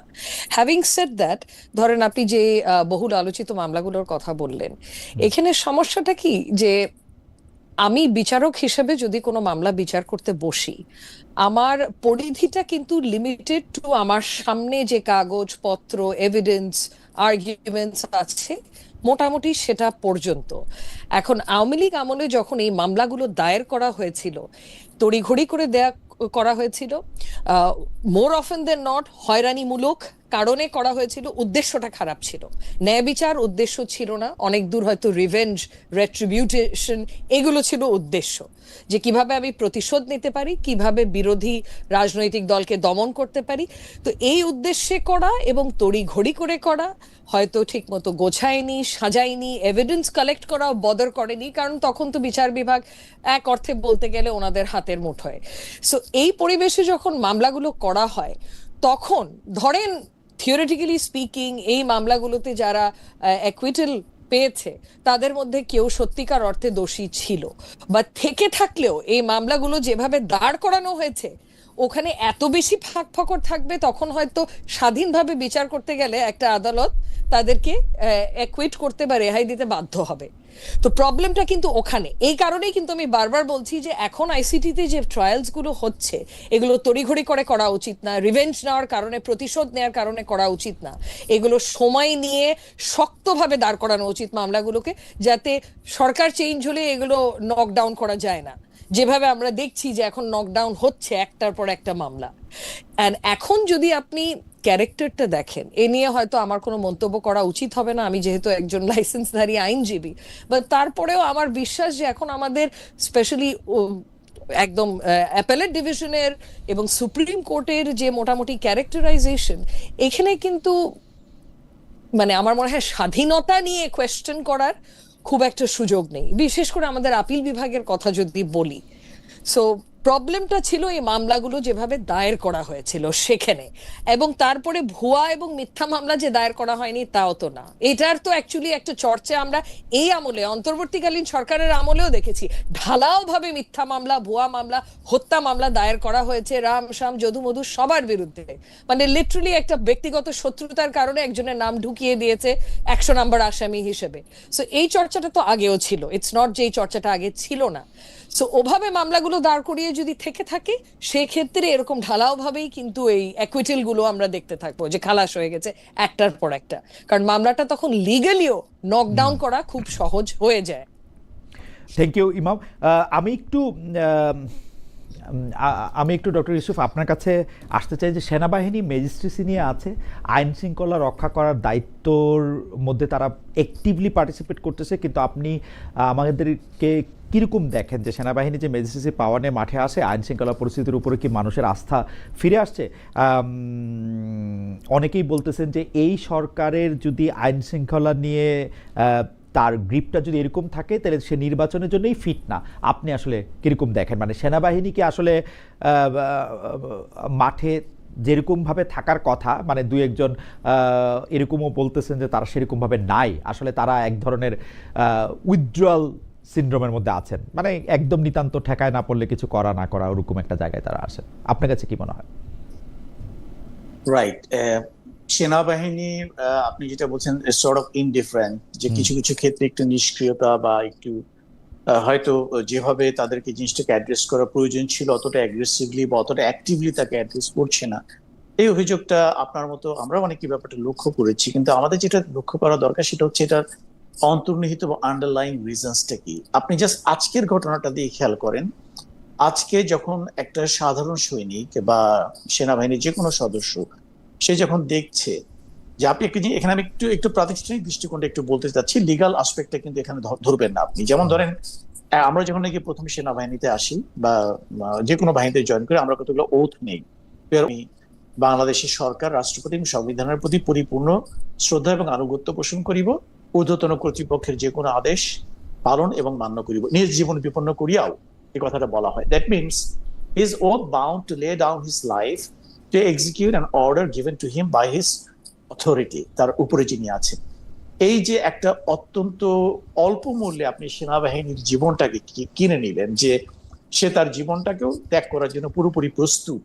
এখানে তার সেফগার্ডটা কি? তার সেফগার্ড আছে একটাই, সেনা আইন। সে জানে এই সেনা আইনই আমার জবাবদিহিতা, এটাই আমার রক্ষা কবচ। আমার বিরুদ্ধে যদি কেউ অন্যায় করে, এই সেনা আইনে তার বিচার হবে, এই সেনা আইন আমাকে সুরক্ষা দেবে। This is sort of social কন্ট্রাক্টের মতো বলতে পারেন, যে আমি আমার জীবনটাকে উৎসর্গ করার জন্য আমি কথা দিচ্ছি, বিনিময়ে আমি কি পাচ্ছি? I am getting protection.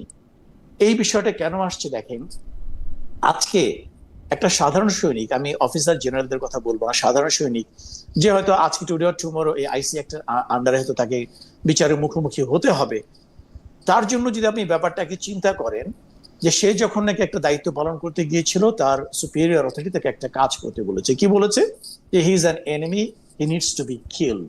এখন ওই ব্যক্তি কোনো লেজিটিমেট টার্গেট কি টার্গেট না সেটাকে জাজ করার ক্ষমতা একটা সাধারণ সৈনিকের নেই। আমরা অনেকেই নুরেমবার্গ ট্রায়াল এবং অন্যান্য জিনিসের রেফারেন্স দিয়ে বলে থাকি যে ignorance is no excuse, but reality is যে আমরা যখন নাকি একটা ওয়ার ফিল্ডে থাকি তখন my enemy is a legitimate target, ব্যাপারটা বুঝতে হবে। এখন আমি যেটা ওয়ারের কথা বলছিলাম, যখন হাসিনা যখন নাকি ডিক্লেয়ার করে they are fighting a war against the terrorist, আমি ড্রাগের বিরুদ্ধে যুদ্ধ ঘোষণা করছি, সো ক্লাসিক্যালি একাডেমিক সেন্স আমি বলতে পারি that's a war. So he who is recognised as a terrorist, he becomes a legitimate target for the soldier who is on ground. আমি ব্যাপারটা আশা করি বুঝাতে পেরেছি। তো সে কিন্তু তাকে একটা লেজিটিমেট টার্গেট ধরে নিয়েই কিন্তু তার দিকে গুলিটা ছুড়েছে। আমি যদি এটা বলি তাহলে সেই ক্ষেত্রে আজকে যখন তাকে আইসিটি মামলা তাকে অভিযুক্ত করা হচ্ছে, তাকে দোষী সাব্যস্ত করে শাস্তি দেওয়া হচ্ছে, এইটা for the rest of the people in the army, তাদের হবে কি এরপর থেকে তাকে যখনই কোনো আদেশ দেওয়া হবে কোনো একটা কাজ করার জন্য, সেইটার লিগাল ইমপ্লিকেশনস তাকে আগে চিন্তা ভাবনা করার চেষ্টা করবে। যে ছোটকালে আমরা যে কবিতাটা পড়েছি, charge of the Light Brigade, there is not to reason why, there is but to do or die, মানে you don't ask why, you just do it or you die. মানে এই ধরনের যে একটা প্রফেশনাল আর্মির যে অ্যাটিটিউডটা থাকার কথা, তখন আমাদের প্রত্যেকটা রেজিমেন্ট ইউনিটের ভিতরে প্রচুর লয়ার তৈরি হবে, ওখানে কোনো সোলজার থাকবে না, because everyone will try to interpret the order given to him from the higher up from legal perspective. এই যে একটা ক্ষতি হয়ে যাচ্ছে, এই যে আজকে যে জিনিসটা দেখতে পাচ্ছেন যে অনেক জায়গাতেই যেভাবে অ্যাক্ট করা প্রয়োজন ছিল প্রোঅ্যাক্টিভলি, ওইভাবে অ্যাক্ট করছে না, বিকজ প্রবাবলি তাদের মনের ভিতরে একটা ফিয়ার কাজ করছে, আজকে আমি এই কাজটা করতে গিয়ে পরবর্তীতে আবার কোন আইনে আমাকে ধরে ফেলা হয়, আমাকে আবার জেলে ঢুকিয়ে দেওয়া হয়। So this is probably acting as একটা বার, একটা হিসেবে কাজ করছে এখানে, একটা তাদের সাইকোলজিক্যাল একটা ফিয়ার হিসেবে কাজ করছে। আমার মনে হয় আপনার এই বক্তব্যের সাথে আমি পুরোপুরি বুঝতেও পারছি এবং আমি আসলে একমত পোষণ করি। আমি ব্যারিস্টার ইমামের কাছে একটু জানতে চাইবো যে ব্যারিস্টার ইমাম, আপনি সেনাবাহিনী ম্যাজিস্ট্রেসি পাওয়ার নিয়ে বাংলাদেশে থাকার পরে আপনি এটাকে কিভাবে দেখেন, এবং আপনি এই সেনাবাহিনী সহ যারা আইন শৃঙ্খলা রক্ষা করতে সাহায্য করতেছেন তাদেরকে ইলেকশনে ফিট মনে করেন কিনা, সামনের ইলেকশনের আইন শৃঙ্খলা রক্ষা করা? জি, ইনফ্যাক্ট এই ব্যাপারে তো খালেদ ভাই আমার একটা মোটামুটি শক্ত অবস্থান আছে। সামনে যে নির্বাচন আছে, এই নির্বাচনে সেনাবাহিনী মানে একেবারে অপরিহার্য, কারণ আমরা দেখেছি যে অন্তর্বর্তীকালীন সরকার কিন্তু আইন শৃঙ্খলার পরিস্থিতিটা পুরোপুরি নিয়ন্ত্রণে আনতে পারেননি, যে কারণে ম্যাজিস্ট্রেসি পাওয়ারটা দেয়া, এবং সেনাবাহিনীর আমি আশা করি যে ম্যাজিস্ট্রেসি পাওয়ারটা কন্টিনিউ করবে আপ আনটিল ইলেকশন, কারণ না হলে আমার মনে হয় না এই সরকার একটা ল অ্যান্ড অর্ডার বজিয়ে রাখতে পারবে নির্বাচনের সময়। সো একেবারে অপরিহার্য, আমার মনে হয় সেনাবাহিনীর ফুল সাপোর্ট আমাদের দরকার হবে, এবং যে কারণেই এসব ধরনের গুজবে মানে কান দেওয়া উচিত না, কারণ এটা দেশকে অস্থিতিশীল করবে, সেনাবাহিনীকে অস্থিতিশীল করবে এবং নির্বাচনকে কোনো না কোনো অজুহাতে পিছিয়ে দেবে, যেটা কারো জন্যই ভালো হবে না। তো তার জন্য আবারও আমি বলবো যে আমি আশা করছি যে ডায়ালগ এবং কমিউনিকেশনের মাধ্যমে আইসিটি, সেনাবাহিনী বা অন্তর্বর্তীকালীন সরকার এবং সেনাবাহিনী, এদের মধ্যে একটা কমিউনিকেশন চ্যানেল যাতে খোলা রাখা হয়, কারণ আমি কিন্তু অনেক সার্কেল থেকে শুনতে পারছি যে অন্তর্বর্তীকালীন সরকারের সাথে সেনাবাহিনীর ঠিক ওপেন কমিউনিকেশন চ্যানেল নেই। হ্যাঁ, 100% রিলায়েবল সোর্সেস কত দূর আমি ঠিক জানি না, কিন্তু এটা অত্যন্ত আশঙ্কাজনক যদি একটা ওপেন কমিউনিকেশন চ্যানেল আমাদের এরকম একটা পরিস্থিতিতে সেনাবাহিনীর সাথে না থাকে।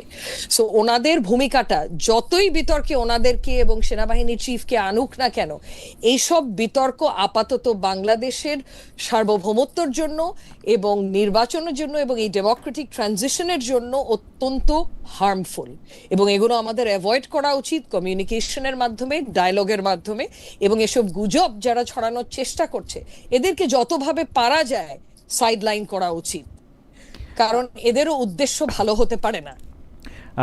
আমাদের দর্শকদের একটা মতামত ব্যারিস্টার ইমাম আপনার কাছ থেকে একটু বলি। অনেকগুলি দর্শকদের যে আইসিটি ট্রাইব্যুনালে যে মামলাগুলি হইতেছে সেগুলো আমরা লাইভ দেখতে পাচ্ছি, প্রথমবারের মতো আদালত থেকে আমরা লাইভ দেখতে পাচ্ছি, স্বচ্ছতার খাতিরে এটা করা হচ্ছে। কেউ কেউ প্রশ্ন করতেছেন অন্যান্য মামলাগুলি কেন আমরা লাইভ দেখবো না। আপনার একজন কলিগ ব্যারিস্টার সুমন সম্পর্কে বলতেছেন যে ব্যারিস্টার সুমনের বিরুদ্ধে যে অভিযোগ সেইটা আমরা কেন লাইভ দেখবো না, তার সম্পর্কে আইনজীবীরা কেন কথা বলতে পারবেন না। আপনি যদি এটা একটু মন্তব্য করেন। যে মানে উনার অপরাধ জি। যে উনি এমপি হয়েছিলেন গত খারাপ সরকারের খারাপ এমপি, তাই বলে তার আইনের অধিকার তো আর তার বন্ধ হয়ে যায় না। না না না, অভিযুক্ত হলেই যে আইনে কোনো অধিকার তার জন্য নেই তা তো না। আমাদের সংবিধানেও আছে, অনেক ধরনের অধিকারই তার আছে, সবারই আছে যারাই অভিযুক্ত। কিন্তু আপনি যেটা বলছেন যে এই লাইভ ব্রডকাস্ট করা ট্রায়ালস গুলোর, এই নিয়ে তো আমরা অনেক বছর ধরেই কথাবার্তা বলে আসছি। বিশেষ করে কোভিড এর সময় এটা নিয়ে আমরা অনেক কথাবার্তা বলেছি যে ইন্ডিয়ান সুপ্রিম কোর্টে যেরকম এখন বেশ নিয়মিত লাইভ ব্রডকাস্ট করা হয় অনেক মামলা, এবং there is no earthly reason আমরা কেন করতে পারবো না, কারণ আমাদের কিন্তু সেই সক্ষমতা কোভিডেই চালু হয়ে গেছিল। একটা হচ্ছে ভার্চুয়াল হিয়ারিং, দ্বিতীয়ত হচ্ছে ইভেন লাইভ ব্রডকাস্ট করা, এবং এখন যদি আইসিটি করতে পারে তাহলে কেন সুপ্রিম কোর্ট করতে পারবে না? There is no earthly reason honestly. And আমাদের এখানে ডেভেলপমেন্ট পার্টনার্সও আছে, ইউএনডিপি সুপ্রিম কোর্টের সাথে অনেক বছর ধরে কাজ করছে, এবং আমার জানা মতে ইনফ্রাস্ট্রাকচারও টু পুট ইন প্লেস খুব একটা ডিফিকাল্ট হবে না। সো লাইভ ব্রডকাস্ট কিন্তু স্বচ্ছতাটা বাড়াবে, এই বিচার প্রক্রিয়াটাকে কিন্তু আরো জনগণের কাছে Okay. নিয়ে যাবে। তো মানে সেটা এটা সকল অত্যন্ত ক্ষেত্রেই, সেটা গুরুত্বপূর্ণ সকল ক্ষেত্রেই দরকার, মানে ICT তে সকল ক্ষেত্রে, মানে সকল ক্ষেত্রে। বিশেষ করে আইসিটি বা সুপ্রিম কোর্ট, এবং বিশেষ করে যেগুলো বহুল আলোচিত মামলা, সেখানে সুমন সাহেবের মামলাটা আমার কোনো মতো বহুল আলোচিত মামলা বলে মনে হচ্ছে না। উনি হয়তো একটু পপুলার ইউটিউবার ছিলেন বলে দর্শক এসব কথা বলছে, বাট গুরুত্বপূর্ণ যে মামলাগুলো সত্যিকার অর্থে মিনিমাম তো সেটা দিয়ে আমরা পাইলট রান করতেই পারি। থ্যাংক ইউ বেশি ইমাম। আমি প্রায় শেষ দিকে চলে আসছি, কিন্তু আমাদের মানে মানে আমাদের প্রশ্ন ডক্টর ইউসুফ আপনার কাছে যে সাধারণত যেটা directorate general of field intelligence, যেটাকে আমরা ডিজিএফআই বলে চিনি, সেটা সরকার প্রধানের অধীনে থাকার কথা। কিন্তু ডিজিএফআইটা যেহেতু নেতৃত্ব দেন একজন সেনা কর্মকর্তা, এবং সেটার মধ্যে বেশিরভাগ কর্মকর্তাই সেনা, বিমান বাহিনী বা নৌবাহিনী থেকে আসেন, সেই জন্য অনেকে বলে থাকেন যে এই ডিজিএফআইটাকে এখন পরিচালনা করতেছেন হচ্ছে সেনাপ্রধান। সেজন্য ডিজিএফআইয়ের সকল কার্যক্রমের দায় বা যদি তারা খারাপ করে থাকেন সেটার দায়ও সেনাপ্রধানের উপরে যাচ্ছে। আপনার কাছে কি মনে হয়, মানে ডক্টর ইউনূসের কাছে না জনাব ওয়াকারের কাছে ডিজিএফআই? এইটা আমি একটু বলবো। আরেকটা হচ্ছে যে অনেকেই বলে থাকেন যে ডক্টর ইউনূসের সাথে জেনারেল ওয়াকারের একটা খুবই খারাপ সম্পর্ক প্রথম থেকে বিদ্যমান, কারণ জেনারেল ওয়াকার যেহেতু এরকম বলেছেন যে আমি আসলে ডক্টর ইউনূসকে চাই না সরকার প্রধান হিসাবে, যেটা আমরা আবার আরেকজন রাজনীতিবিদের কাছ থেকে শুনছি, তো বা উপদেষ্টার কাছে শুনছি। তো সেইটা এখন কিরকম আপনি দেখেন? শেষ প্রসঙ্গ, ডক্টর ইউনূস এবং জেনারেল ওয়াকারের সম্পর্ক ডিজিএফআই আসলে কে নিয়ন্ত্রণ করতেছেন? আর আমার সম্পর্কে, আপনাদের এই অনুষ্ঠানে আসার পরে আমার সম্পর্ক আমি একটু মানে মানে আমাকে যে কথা একটা ভদ্রলোক বারবার বলতেছেন, ওনার নামে এক কনসার্ন সিটিজেন, তিনি বলতেছেন যে জেনারেল ওয়াকার আপনাকে কয়টা প্যাকেট পাঠিয়েছেন খালেদ মহিউদ্দিন, বলার সৎসাহস কি আছে? জি আছে, একটাও না। Thank you. আমি একটু ডক্টর ইউসুফ আপনার কাছে একটু জানতে চাই। আচ্ছা, আপনার দ্বিতীয় প্রশ্নটা মনে পড়ছে যে আপনি বলছিলেন যে the relationship between the chief, army chief, আর হ্যাঁ, প্রথমটা বলেছেন ডিজিএফআই কে নিয়ন্ত্রণ করছে। ডিজিএফআই কে নিয়ন্ত্রণ করছে, এটা আপনি এর উত্তর আপনি আমার কাছ থেকে কিভাবে আশা করছেন? মানে ডিজিএফআই একটা secret organisation, they are suppose to work very quietly and secretly. Ideally they are suppose to হিস্ট্রিকভাবে, মানে আমি যতটুকু বুঝি যে গঠনতন্ত্র অনুসারে উনার শুধু সরকার প্রধানকে নিয়ন্ত্রণ, মানে রিপোর্ট করার কথা, কিন্তু এই ক্ষেত্রে বারবার বলা হচ্ছে যে ডিজিএফআই কে নিয়ন্ত্রণ করতেছে সেনা প্রধান। মানে এইটা কি বাস্তবে সম্ভব কিনা, এটাই আমি শুধু আপনার কাছ থেকে কি মনে হয় সেটা জানতে চাইছিলাম। না, আমার প্রশ্ন হচ্ছে যে যারা এই কথাটা বলছেন, যদি ডিজিএফআই কে সেনাপ্রধান কন্ট্রোল করেই থাকতেন, জাস্ট হাইপোথেটিক্যালি আমি বলি, তাহলে প্রফেসর ইউনূস, ডক্টর ইউনূস এটাকে মেনে নেবেন কেন? Because DGFI is his baby. এটা তো ওনার মেনে নেওয়ার কথা না। কাজে যারা ছড়াচ্ছেন, কেন ডক্টর ইউনূস কি কখনো বলেছেন কাউকে, কোনো পাবলিক বিবৃতি দিয়েছেন যে ডিজিএফআই আমার কথা শুনে না, ওরা জেনারেল ওয়াকারের কাছে যাচ্ছে? উনি কখনো বলেননি। এই কথাগুলো speculative remarks. This is what I am saying from the very beginning. এই যে কতগুলো অনুমান নির্ভর কতগুলো জিনিস ছড়ানো হয় যে ডিজিএফআই ইজ ভেরি ওয়েল, এটা প্রধান উপদেষ্টা, যখন নাকি দেশে প্রধানমন্ত্রী থাকেন তখন প্রধানমন্ত্রীর নিয়ন্ত্রণে থাকে ডিজিএফআই এই সংস্থাটা। তারপরে সিমিলারলি যেরকম এনএসআই, ডিজিএফআই দুটোই আপনার প্রধান আন্ডারে থাকে। আর্মি সেনাপ্রধানের আন্ডার থেকে আর্মি সিকিউরিটি ইউনিট নামে একটা অর্গানাইজেশন উইচ ইজ, এটা পুরোপুরি একটা আর্মিদের অর্গানাইজেশন, এটা ইন্টারনাল সিকিউরিটি এনশিওর করার জন্য। এখন যারা এই গুজবটা ছড়াচ্ছেন তারাই উত্তর দিক, তাদের কাছে কি প্রমাণ আছে? ডক্টর ইউনূস কি কোনোদিন অভিযোগ করেছেন যে উনি কোনো নিয়ন্ত্রণ করতে পারছেন না, ডিজে ফোনার কথা শোনেন না, এমন কোনো অভিযোগ উনি করেননি?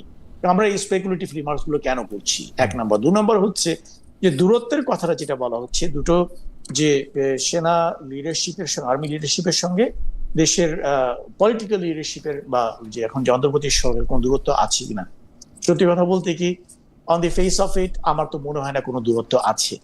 যদি ইমপ্লাইড কোনো অ্যাকশন বা কোনো কিছু দেখে মনে হয়, যেমন তার কথার ভিতরে কোনোখানে কারো মনে হয় যে এখানে সমন্বয়হীনতা প্রকাশ পাচ্ছে, তো সমন্বয়হীনতা যেটা হয় আপনার, আমি যেটা মনে করি, ডক্টর ইউনূস বিং এই মুহূর্তের রাষ্ট্রের প্রধান ব্যক্তি হিসেবে, সরকার প্রধান হিসেবে, ওনাকে অনেকগুলো পোর্টফোলিও দেখতে হয়, অনেকগুলো। তার ভিতরে ছোট্ট একটা হচ্ছে আপনার মনে করেন প্রতিরক্ষা বা মনে করেন আর্ম ফোর্সেস।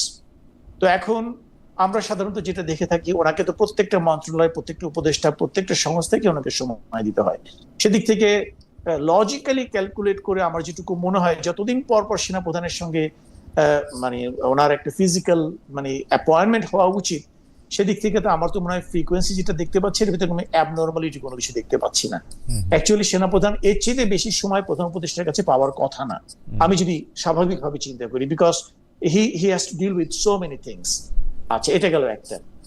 দ্বিতীয়ত হচ্ছে যে আমরা কি এমন কোন পরিস্থিতি দেখেছি যেখানে ডক্টর ইউনূস কোন একটা সিদ্ধান্ত দিয়েছেন এবং জেনারেল ওয়াকার তার ঠিক অপোজিট বা তার সঙ্গে সাংঘর্ষিক, যেটা মনে হতে পারে যে which might question his loyalty, এরকম কোন একটা আছে, এটা হচ্ছে যে অনেকটা এরকম যে সেনাপ্রধান একটা সংবাদ মাধ্যমের সাথে সাক্ষাৎকারে বলেছিলেন যে ডিসেম্বরের মধ্যেই ইলেকশন হলে ভালো হবে এবং সেটাই চান। সে সময় পর্যন্ত ডক্টর ইউনূস পরিষ্কার করে কোনো টাইম বলা হয় নাই। অনেকেই বলতেছেন তিনি 5 বছর, 10 বছর, 2 বছর থাকলে ভালো হয়। অনেকে এইটা বলেন যে সেনাপ্রধানের চাপে ডক্টর ইউনূসকে ডিসেম্বর, ফেব্রুয়ারি এগুলি মানতে হয়েছে বা তার সরকারকে। এটাকে আমি, যদি উনি যেটা বলেছেন যে 2 বছরের মধ্যে বা যে সময়ের মধ্যে ইলেকশন হলে ভালো হয়, উনি যেটা মন্তব্য করেছেন, এটাকে আমি অ্যাবসলিউটলি প্রফেশনাল দৃষ্টিকোণ থেকে দেখতে চাই। এটা কোনো পলিটিক্যাল কমেন্ট না। আমি নিজেও একজন এক্স রিটায়ার্ড মিলিটারি অফিসার হিসেবে আমরা যেটা ফিল করছি প্রতিটা দিন, যত বেশি দিন আমার একটা সৈনিক, যে দায়িত্বটা তার না, আইন শৃঙ্খলা রক্ষাকারী বাহিনী কিন্তু সেনাবাহিনী না। আমরা কিন্তু ওই যে যেটাকে বলে ব্ল্যাঙ্ক ফায়ার করার কিন্তু আমাদের কথা না, we should to kill. This is what is suppose to be the role of army. কিন্তু আর্মি কিন্তু দেশের বহিঃশত্রুর এগেনস্টে ফাইট করার কথা।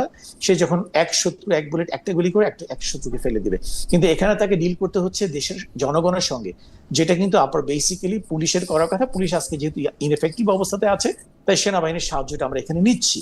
কিন্তু আমরা যেটা দেখতে পাচ্ছি, সেনাবাহিনী যত বেশি দিন আপনার ক্যান্টনমেন্টের বাইরে থাকে, তাদের ভিতরে কিছু পলিউশন ঢুকে যায়, যেগুলো আদারওয়াইজ সেনাবাহিনীর কালচারে নেই। যে দুর্নীতি বা অন্যান্য যে জিনিস আমরা দেখতে পাচ্ছি, আপনারাও দেখতে পাচ্ছেন, 2-1 অফিসার কিংবা বিভিন্ন জায়গাতে দুর্নীতির প্রতীকে তারা ধরা পড়ছে।